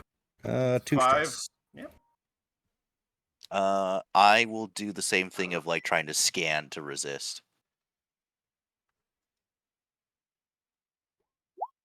2 stress. Yeah. Is blank resisting? Now, does bloodied go away in between dungeons here, or It will for this one. We'll double check the rules in the future. then as long as I'm not, messing myself over for a long time, let's play with bloodied and see how it goes. Yeah. All right. So we flee to the room that we intended to after getting through all of the broken rocks and everything. Basically, with the giant crusher, which I hope can do something against these guys, which was supposed to be a good ambush spot. Yeah, as you come in, the what appears to be the final 2, like, robots are kicking aside all remaining husk dwarves because this place is collapsing and you're in, like, the main room now, the giant anvil in it. Or not an anvil, but the giant, like, auto hammer, and there's 2 big robots, and they're very mad. The king is dead. They are in attack everything mode. We have so much cleaning up to do after this. Oh, So they're angry at us. Yeah, and they're coming at you. But that's all that's left. Like, these are the last. I'm gonna assume these guys don't feel like greed or envy. I don't You think. don't know. I want to make them feel greed and envy. I point at them Envy and, of, like, envy of what? I want them to feel envious of us and join us. Of us, what? Of us envy and to of- join us. Feel envy that you're all friends with each other and not with them. Oh yeah, we're That you can be definitely part of best your group. friends. Yeah. I will say that'll be a weak effect. Is that enough to do 1 tick at least? you get a 6, I think. If you get a 6. A greater effect would be have them interact with each other in some way because they're robots who can push each other into the auto hammer. Yes. Just throwing it out there. I But if want you- them to be greedy of each other. Like each other's the one, lives. yeah, they want like I'm now the automatic I'm king. emperor. Yeah, No, I am I'm now the the automatic king. emperor. Yeah. Yeah. Envious of station. Yep. Yes. That My that serial would be number is acceptable. obviously bigger than yours. Yes. But a lower serial number means I was made first. Yep. Yeah. It's still like a pretty risky situation, but this will be effective in eliminating the remaining robots. Yeah. Invoke or channel your deity. I assume this is tier. Oh yeah, tier 1 jealousy. Yeah. Cool. I just roll invoke then. I think. Yeah. I'm going A back six! to loot Yeah. the automatic So king from the rocks. So you channel your holy power, and magically appearing at the calves of these monsters are little golden devils Green that are demons. furiously typing at their calves. And yeah, Instead of like the devil, the angel on the shoulder, it's the devil Devil on the calf. Yeah, Yep. they're just like typing in commands to make them jealous, and they begin wrestling, and they fall over and then get smashed by the hammer. And then across all your visions, you see quest complete, dungeon acquired. Perfect. Through your antics, this dungeon has been reduced to just the main workshop area behind the entryway. There is lava inside that can power machinery. You have some two incredibly mangled robot bodies. That is your special reward for these giant Robot robots. bodies. Is 2 incredibly mangled robot bodies. Well, there's the one that there was a collapse. Oh, you're There right. was We a need to collapse. clean up all the rocks before we can get Yeah, at them. you can use discoveries to unlock more giant robot knowledge, but currently all you have is the main workshop area and 2 incredibly mangled bodies. Well, and I think in the dungeon design initially we're gonna get like 4 rooms or something. Yeah, no, Yeah. like I'm just saying that's the what it is before you build your dungeon. Yeah, Ah, the okay. easy to clean up rooms are the ones that we have. Yeah. Yeah, because it says like in the thing, it says like it's been months, so like here's what Okay. your dungeon looks like now. Yeah, that's just the quest to acquire. So yeah, that was our first raid. Sweet. So Oh, do we need we to need introduce do imps. loot rolls Oh, or yeah. something? We keep So- going. We're still in the. I'm a fan of rules as written imps. I've loved the art for them, and I kind of want to use the imps from the book. Just like, where are the imps in the book? You want the little devil They're the guy? ones The that little you're de- Yeah, the seeing. little horn devil actual, guys. like, winged Mm. imps, like traditional. Like literal imps. Yeah, Yes. traditional imps. They're great. That is They're the ones with what all I the Oh. propose. I Oh, sorry, we skipped a step. Oh. We got to do the blowback roll. Yes. Oh. Yep. So blowback roll is here we go. Firstly, yeah, blowback. Blowback is a consequence that your dungeon suffers, followed by not following your plan closely enough. Oops. It can be Yeah, how does the It can be blade something plan that is go? immediately accepted and resolved, or you can jump into a scene to try and deal with the fallout of the situation. We're not going to do a scene; it'll come back up No. later. Yeah. But we just need to make the roll to see how. So for an The raid went. ambush, our main goal is minimize our own losses. We didn't lose anyone. There Nope. were a few injuries, though. Is that a loss though? Injuries is all that matters. It says it says Oh. heavy damage, which I think there wasn't heavy damage overall because we were able to resist it. Otherwise, it would have been. So every single one of us took shock to every single system, even if you guys. But we weren't bloodied. Most of us. Yep. You weren't Yeah, instant but a shock killable. to every system still seems like some pretty heavy damage. Like, can you even get more than that? You could be bloodied. Bloodied is the step 4, so like bloody is the 4th pip.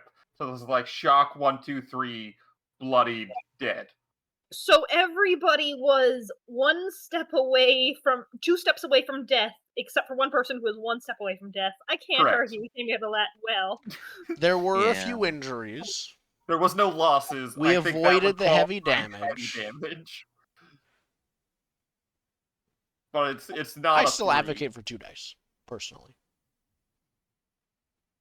Yeah, it went a little awry. So It did go a little awry.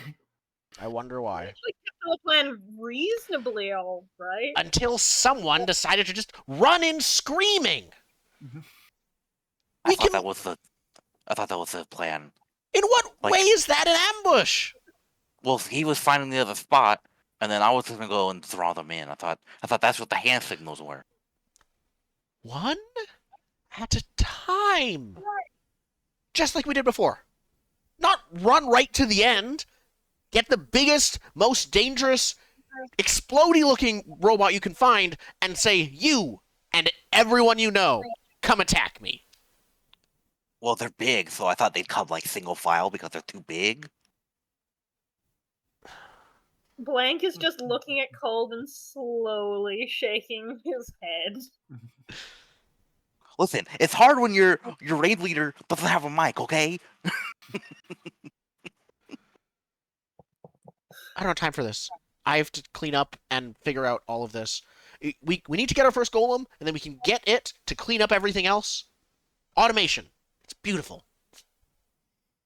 Yeah, so let's make a. I 2d6. can't tell if that's 1 or 2 dice still. I think it's 2. I think it. It's 2. Okay. Roll 2. I guess I'll. Because roll we for did advantage. an ambush. It's just then the ambush got moved somewhere else. I got a 4. Oh, That's a 4. That's a partial. It's not a 3. Yeah, you suffer minor blowback. We'll worry about it later. Perfect. Yeah, and yeah, so you want the on the table is little winged leathery guys. I imagine the game has them show up as soon as the dungeon's cleared. Well, it's like that Saints Row thing where you're picking your crew, like what they look Mm. like. You can cycle through. We probably spend like a good 30 minutes because we have to do like group character creation for our imps, and we probably Yeah. argue about it. Yeah, so on the table you got little leathery guys. I do want to throw out there, I don't have any good answers. Mini golems. I'm Little considering that mini- for my own minions rather than the I was imps. thinking little Roomba-sized guys with like a water cooler of lava on them. That Or the sounds. soulless dwarves. I mean, they're all. Well, you gone took now. out all the soulless dwarves. I like the idea of automatons, but I intend to probably use them as my minions. I think we can do the like imps, right? And then like I assume we're all gonna have like our own like type of imps, right? No, The the imps, imps we are don't the have our generic. own imps. The imps are like the dungeon. They're the dungeon's own thing. They're the Um, interns. They're They're the ones mostly that- background like flavor. Yeah, they oil the hinges on the traps and clean Yeah. up the Got dead it. bodies. Actually, we oil the hinges on the traps. They don't even do that. But They do busy I think work. they do one downtime action decided by the GM per downtime, if I remember correctly, and I don't think they have high dice on it either. You're remembering correctly, yes. It is decided by the GM. So they're helping us, but in their own way. Yeah. But we need to pick what they are. Imp is the generic term. It doesn't necessarily Yeah. mean anything in this game. I'm good with going with the very generic imp because that's what we have some really great art of, and we have people who really like it. So And I think it'll add some good contrast with probably all of our other minions that we get. Yeah. We can They'll be a be very distinct. yeah. We're Sure. So after a decent amount of arguing, the group just decides set default. you know what? Yeah, none of us can Default. decide, so we in character maybe my character wait. still wants the robots. That's it. Oh, I'm yeah. just hitting the button. Fuck this. Perfect. Yeah. And then the group of you turn, and there's like a football team's work. They're football players. It's like they're about a foot tall. They got big 2-foot wingspan, leathery wings, and they're all wearing matching little football helmets with numbers on them, like demonic serial numbers. And they begin flying in, and yeah, they're here to help. They're here to move in. Oh, they have suitcases too. Football helmets and suitcases as they're moving into your dungeon, ready to assist. do we get to pick their like traits or something? I think we do. trying to find the page. It's and in not... the dungeon creation. 187. There we go. Thank you. So Imps. choose 2 of the traits below or make up your own. The example traits are cleverly, cowardly, cruel, manic, noisy, stupid, surly, troublesome. I feel like clever should be a thing because that's like the only really decent one there. Yeah. That depends. Clever can really backfire. I'm It okay can, with clever. but all of the other ones are always going to backfire. Stupid would be so much fun. It would make every single one of us angry all the time. Can they be What clever about- and stupid? They Yes, could they be, can. and they just vary between each one of. Yeah, They I have like that. sparks of inspiration, but most of the time they're How just did you do dumb. that? Is a question we will constantly ask them for in both ends of this. Their Yeah. intelligence is on a sliding scale, and it just they like roll random number generators every so often, and occasionally hits 100, and occasionally hits 1. I kind of like clever and troublesome, though. That could be a dangerous combination. Mm. What do we think? I'm still down for clever and stupid. It's a fun swing. Let's go with that. Clever and stupid. I'll put that in the dungeon sheet. Yeah, 1 foot leathery guys with clever and stupid as their tags. They have momentary bits of inspiration where they improve a trap and then they like step on it immediately. Yeah, and then they Well, step in their own trap that they just set. In the examples, they define some automatons that are good at finding overly ingenious solutions to simple problems. So Perfect. it's going to be like, oh, we need a bridge here. No. There's going to be an automated lift that pulls you from one side to the other. Yep.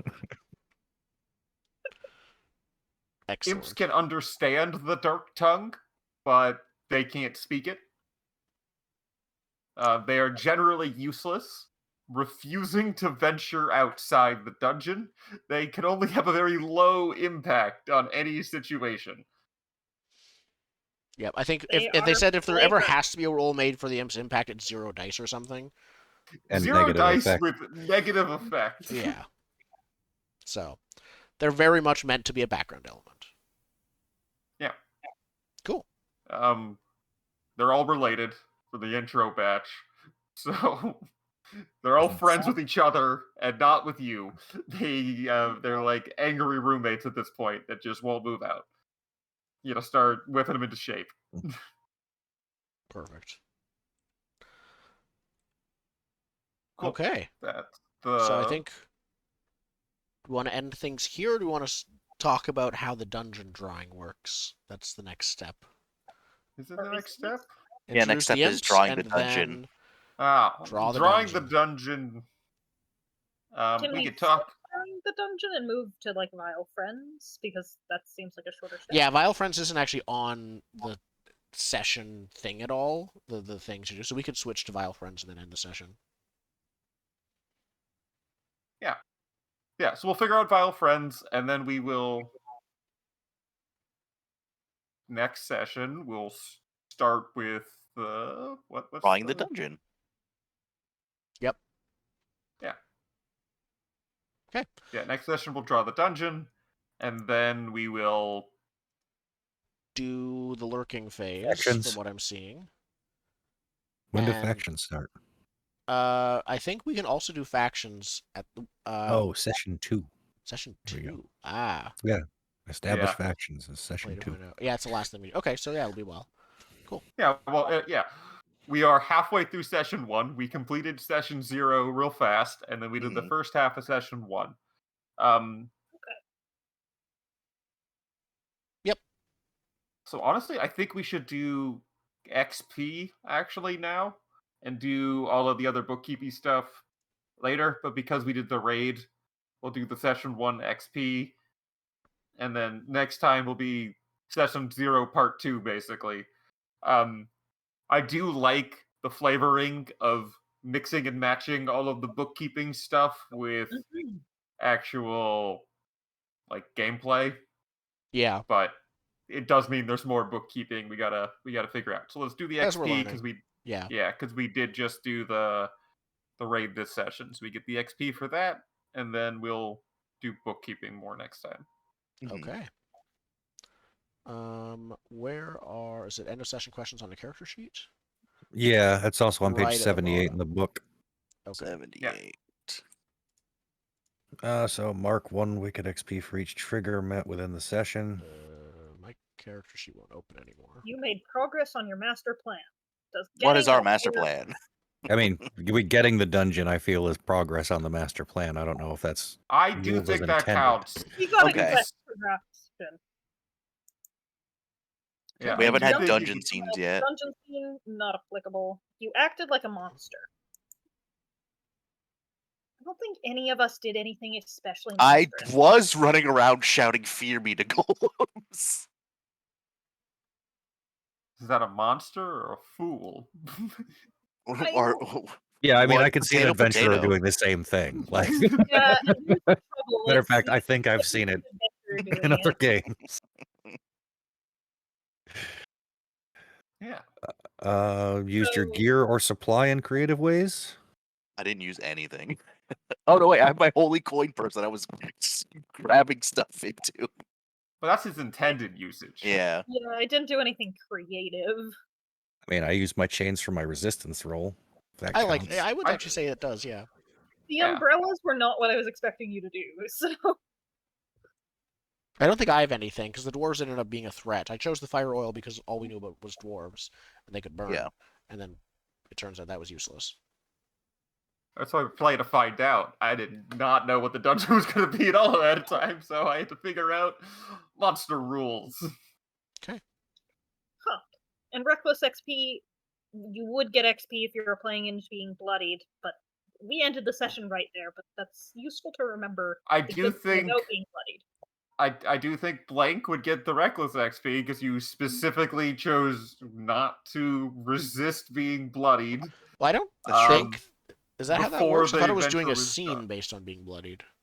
It's just if you have played to into role being play it. bloodied or going Yeah, feral. I would argue, as much as I'd love XP, I would argue that no, I didn't play into it enough. If I had maybe Okay. described during the arguments of the imps of not participating because I was licking my wounds or something like that, would have worked, but I didn't. All right, fair enough. Yeah. Are there examples of vile friends or? Nope, it's just people you met along the way or people you want to bring in, that kind of thing. I'm pretty Yeah, so sure. In the between months, in the months as we clean up our dungeon, we'll probably meet Yeah. people. between sessions, we're going to think about the dungeon layout, as in we're just going to review the rules, like a once over, so we can quickly sketch that out. Because you get X number of rooms to start, and your power source, I think, is one of them, right? Do we get minions at this point? We just start with minions, and if so, do we want to try and detail them now, just because it's So something that we have time for? you can get them as a result of a downtime action if you hire them, but you don't necessarily just have them. Really, I thought that all Yeah. characters started with a group of minions. The book is sometimes the text honestly makes it seem like that, but yeah, I don't think you always have them. Yeah, you don't have them by default. Everyone has access to minions, and as a downtime action, you can either A, spend 1 gold before a raid to get yourself some minions. These could be monsters we've talked about flavor-wise in the dungeon. Like, oh, there's a bunch of wolves we stuck in a room with a tea kettle, and it's the wolf tea party where they eat you. Of course. You could recruit the wolves there as a with like a downtime action to go like talk to them or whatever and bring them out. Minions are what they are is like a flavor thing that is impacted by class options. So like the zealot, you have all of your minions are automatically little weird faithful greedy monsters. Yeah. So like when you recruit the minions, they gain that ability, and like flavor-wise, you can keep going back to your like temple guards that you're bringing out or whatever. But Yeah. mechanically, to get minions, you get them for 1 raid, and it costs either 1 gold or 1 downtime action. So 192, you can recruit minions by spending 1 gold or performing a downtime action. Either way, you need a plausible way to get the minions. Look at the factions around you, blah, blah, blah, blah, blah. Thank you. Okay. Yeah. Well, hold on. Once they're part of the I dungeon, think the Marauder might have the access Marauder to them right off the specifically bat. starts with minions. Yeah. But that's one of their special thing is minion I think one of the management. things that threw me was the example of play where they were talking to 4 different characters, specifically called out one whose minions had been killed and the rest of them all had them, which seemed a little odd. But I think we're because- eventually Well, going to get Because they all act as secondary characters, Yeah. it is entirely suboptimal not to immediately grab minions. Yeah, we're going to yeah, grab and minions everyone quite can soon. have one. So immediately we're going to all grab minions because otherwise Well, we have, during the but they are dungeons, you're things. literally doing nothing. But yeah, there are things we have to do to get. They aren't given to us automatically, but we will, I expect, be doing that quite soon. Mhm. Okay. And once you have them, If- then you have to pay them to do things. But once you have them until they're dead. Yeah. So I think Yeah. I think most of us got no XP then. I got like 1. No, we all one got is- at least 1. I Why got did we 2. get one? Gets at least the default XP of For getting advancing the your master dungeon. plan. Because step Oh, we 1 did is get get that. a I thought dungeon. that was. I Yeah. heard someone saying No, We because did get that. Yeah. in my brain, it's step 1, get dungeon. Yeah. Step 2, question mark. Step 3, win. Yeah. Okay. That's the Perfect. current plan. So you did step 1. Now we're on to question mark. Yep. When do we That's- determine our master plan? Is that in the? It's not in the layout for these sessions. Yeah, so Um, basically you can like figure out just like a couple steps, or you can be like work backwards from the end. There's no real Okay, so we don't have. structure I to thought. Okay, so we don't have to decide the endpoint before. right. Okay, Yeah. now let's figure it out. So yeah, we have a couple minutes if we want to talk about the master plan. It is a we good have time to- to. Yeah, we don't. 174. Yeah, we do not need to fill out all of the steps No. of the master plan. There are specifically 5 steps with a final goal. I'd be happy with any of them filled out. Let's start with the final step Um, because that seems the easiest. Like, what is yeah. our final goal? Each step should be broad and take 2 to 3 sessions to accomplish. So, in general, the master plan should be roughly. Oh, Yeah, sorry. The first step is simple: grow the horde. It is always grow the horde. You never not grow the horde. The first step, yes. The first step is Okay. always grow the horde. In general, we're probably then aiming for somewhere between 10 and 15 sessions then for this campaign. Well, it says 3 to 5 per step. I'm seeing 2 to 3. 3. Oh, Each step should my be book says broad 3 to enough 5. to take 3 to 5. Maybe the free and So full apparently editions there's- are different. I also see 2 to 3. I'm on the 1.4 edition. I'm on the 1.4 also free 1.4. edition. Oh, I'm on 1.2. So Oh. Yay, man. So then, I guess 2 to 3 is Either way, accurate? Either way. it's gonna be about. It's gonna 3 be a sessions, teen is number what of we- sessions, probably, depending on how reckless we are. Yeah, Um, but So for the final step of this plan, is the point to like eradicate NPCs from the island, eradicate PCs from this island? Are we still doing the winter holiday Christmas bombs? some of the final- examples are like perform the ritual of corruption, introduce the now chaotic region to a god of pestilence and decay. So we don't want to like kill everyone, but we do want to make the world worse. you are Yes. a forge. Like what is the great Ooh. work? I mean, yeah, We- are we I think building that a makes fucking sense. Let's build death ray? something. Like, yeah, like build a giant robot to like ravage the land. We build the world boss. That's what we do. Yeah. Or build a mechanical army to swarm across these islands. Building the world boss sounds fun. I was originally Mechanical thinking armies- along the lines of automation of lots of small things, but I think it's more fun to do one really big super weapon, though. Yeah. Building a super Yeah. weapon is fun. So, We Are will you build a building the Death world Star. are we boss? building... We just fought robots, so we could build our own giant robot. We could build some kind of, like, tank, basically, like a steampunk falling apart but still super powerful You tank. do have an evil wizard and a weird cleric. You could build a mechanical god. That sounds... An artificial dark god sounds amazing. ooh, something for your god to be envious of. Ooh. Are we just gonna make it out of gold, then? It's gotta be gold. Perfect. Gold's not magnetic. Just saying. Gold I plated? can assemble this thing. Gold pretty easily. plated. as long I'm as just it throwing is out God silly of Death. ideas.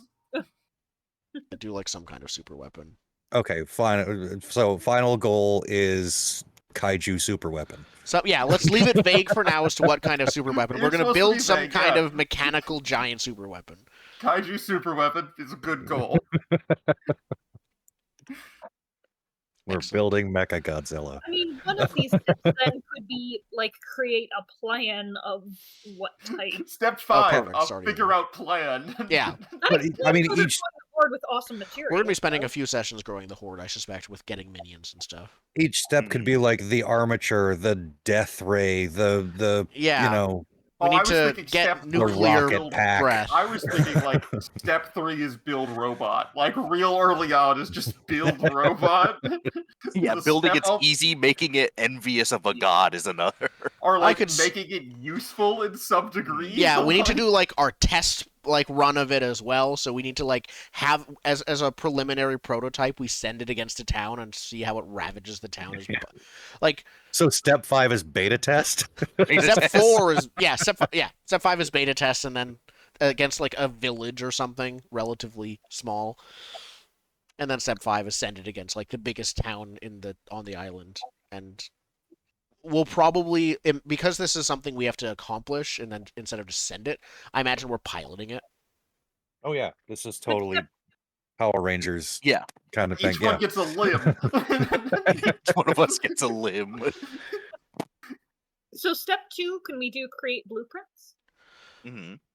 Will that take us 2 to 3 sessions? It I will think if you so, if because- you list it. Step 2 is probably like figure out What like materials? learn how to make. Yeah, it. I like Yeah, learning learn how how to to You make don't know it. how to build a robot. So gather knowledge. And then step 3 would be design blueprints. Mm, Mm, I don't know It if could that just we be- want to make that one of our Step goals 3 instead of just put it in build. the background. Yeah, I think we Step need like 3 special build. materials. build robot. Special Because materials one are true. 1 is grow the horde, 2 is gather knowledge, step 3 is build, step 4 is beta test, and step 5 is like I thought step 5 was Check it beta at- test. Step 5 is threaten the world government. Like, Threaten the world government. I don't want to get One Piece involved. They will destroy us. Yeah, Um, we go.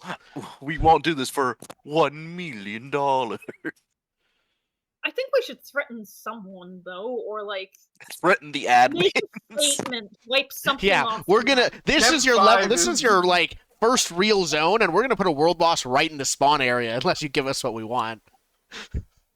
Step 5 should just be make a statement for now. Like Hmm. I like show make a statement. everyone I we like keeping have that this and vague. we decide how later. Yeah. this escalates very quickly. Yeah. Grow the horde, gather knowledge, build, beta test, make a statement, kaiju. Kaiju super weapon. Yeah. We're assuming step 5 fails, I guess. No, we just end the session with it. We do it. Like with step 5. Keep thinking step 5 is the final step. But how do you mean you're assuming step 5 fails? Oh, because why do you have a super weapon if you're making a statement has Well- its desired effect? If we make a statement and then use it anyway, Yeah, 'cause of course we're gonna use it evil. anyways. They're just gonna give Yeah. us the money and You then don't we build use a kaiju super weapon and keep it in the Yeah, fucking garage. We're all right? evil, so we're not gonna listen to. Yeah, There Making was oh and is using said kaiju super weapon to wipe something out. Step 6 of having it is then like proving that we actually control it. that reminds me there was this I think it was an English king. I can't look it up real quick, but like I think he was fighting like the Scots and he like commissioned this giant catapult or trebuchet and he was outside the castle and they went, "Yeah, we surrender." But like he was still like assembling the trebuchet and he went, "No, I want to use my trebuchet." So he just used it anyway. excellent. That reminds me of some more modern tragedies, where that mindset still is a thing. Hmm. Huh. Alright, so we have a master plan. Yeah, it's a plan, all right. Yep. I love it. I love I it think so we much. figure out This will make a What we're great wanting segue for into Twister Lancer. Yeah, it's in the same MMO. It's just the devs decided to make like the sci-fi sequel version of it. Yep.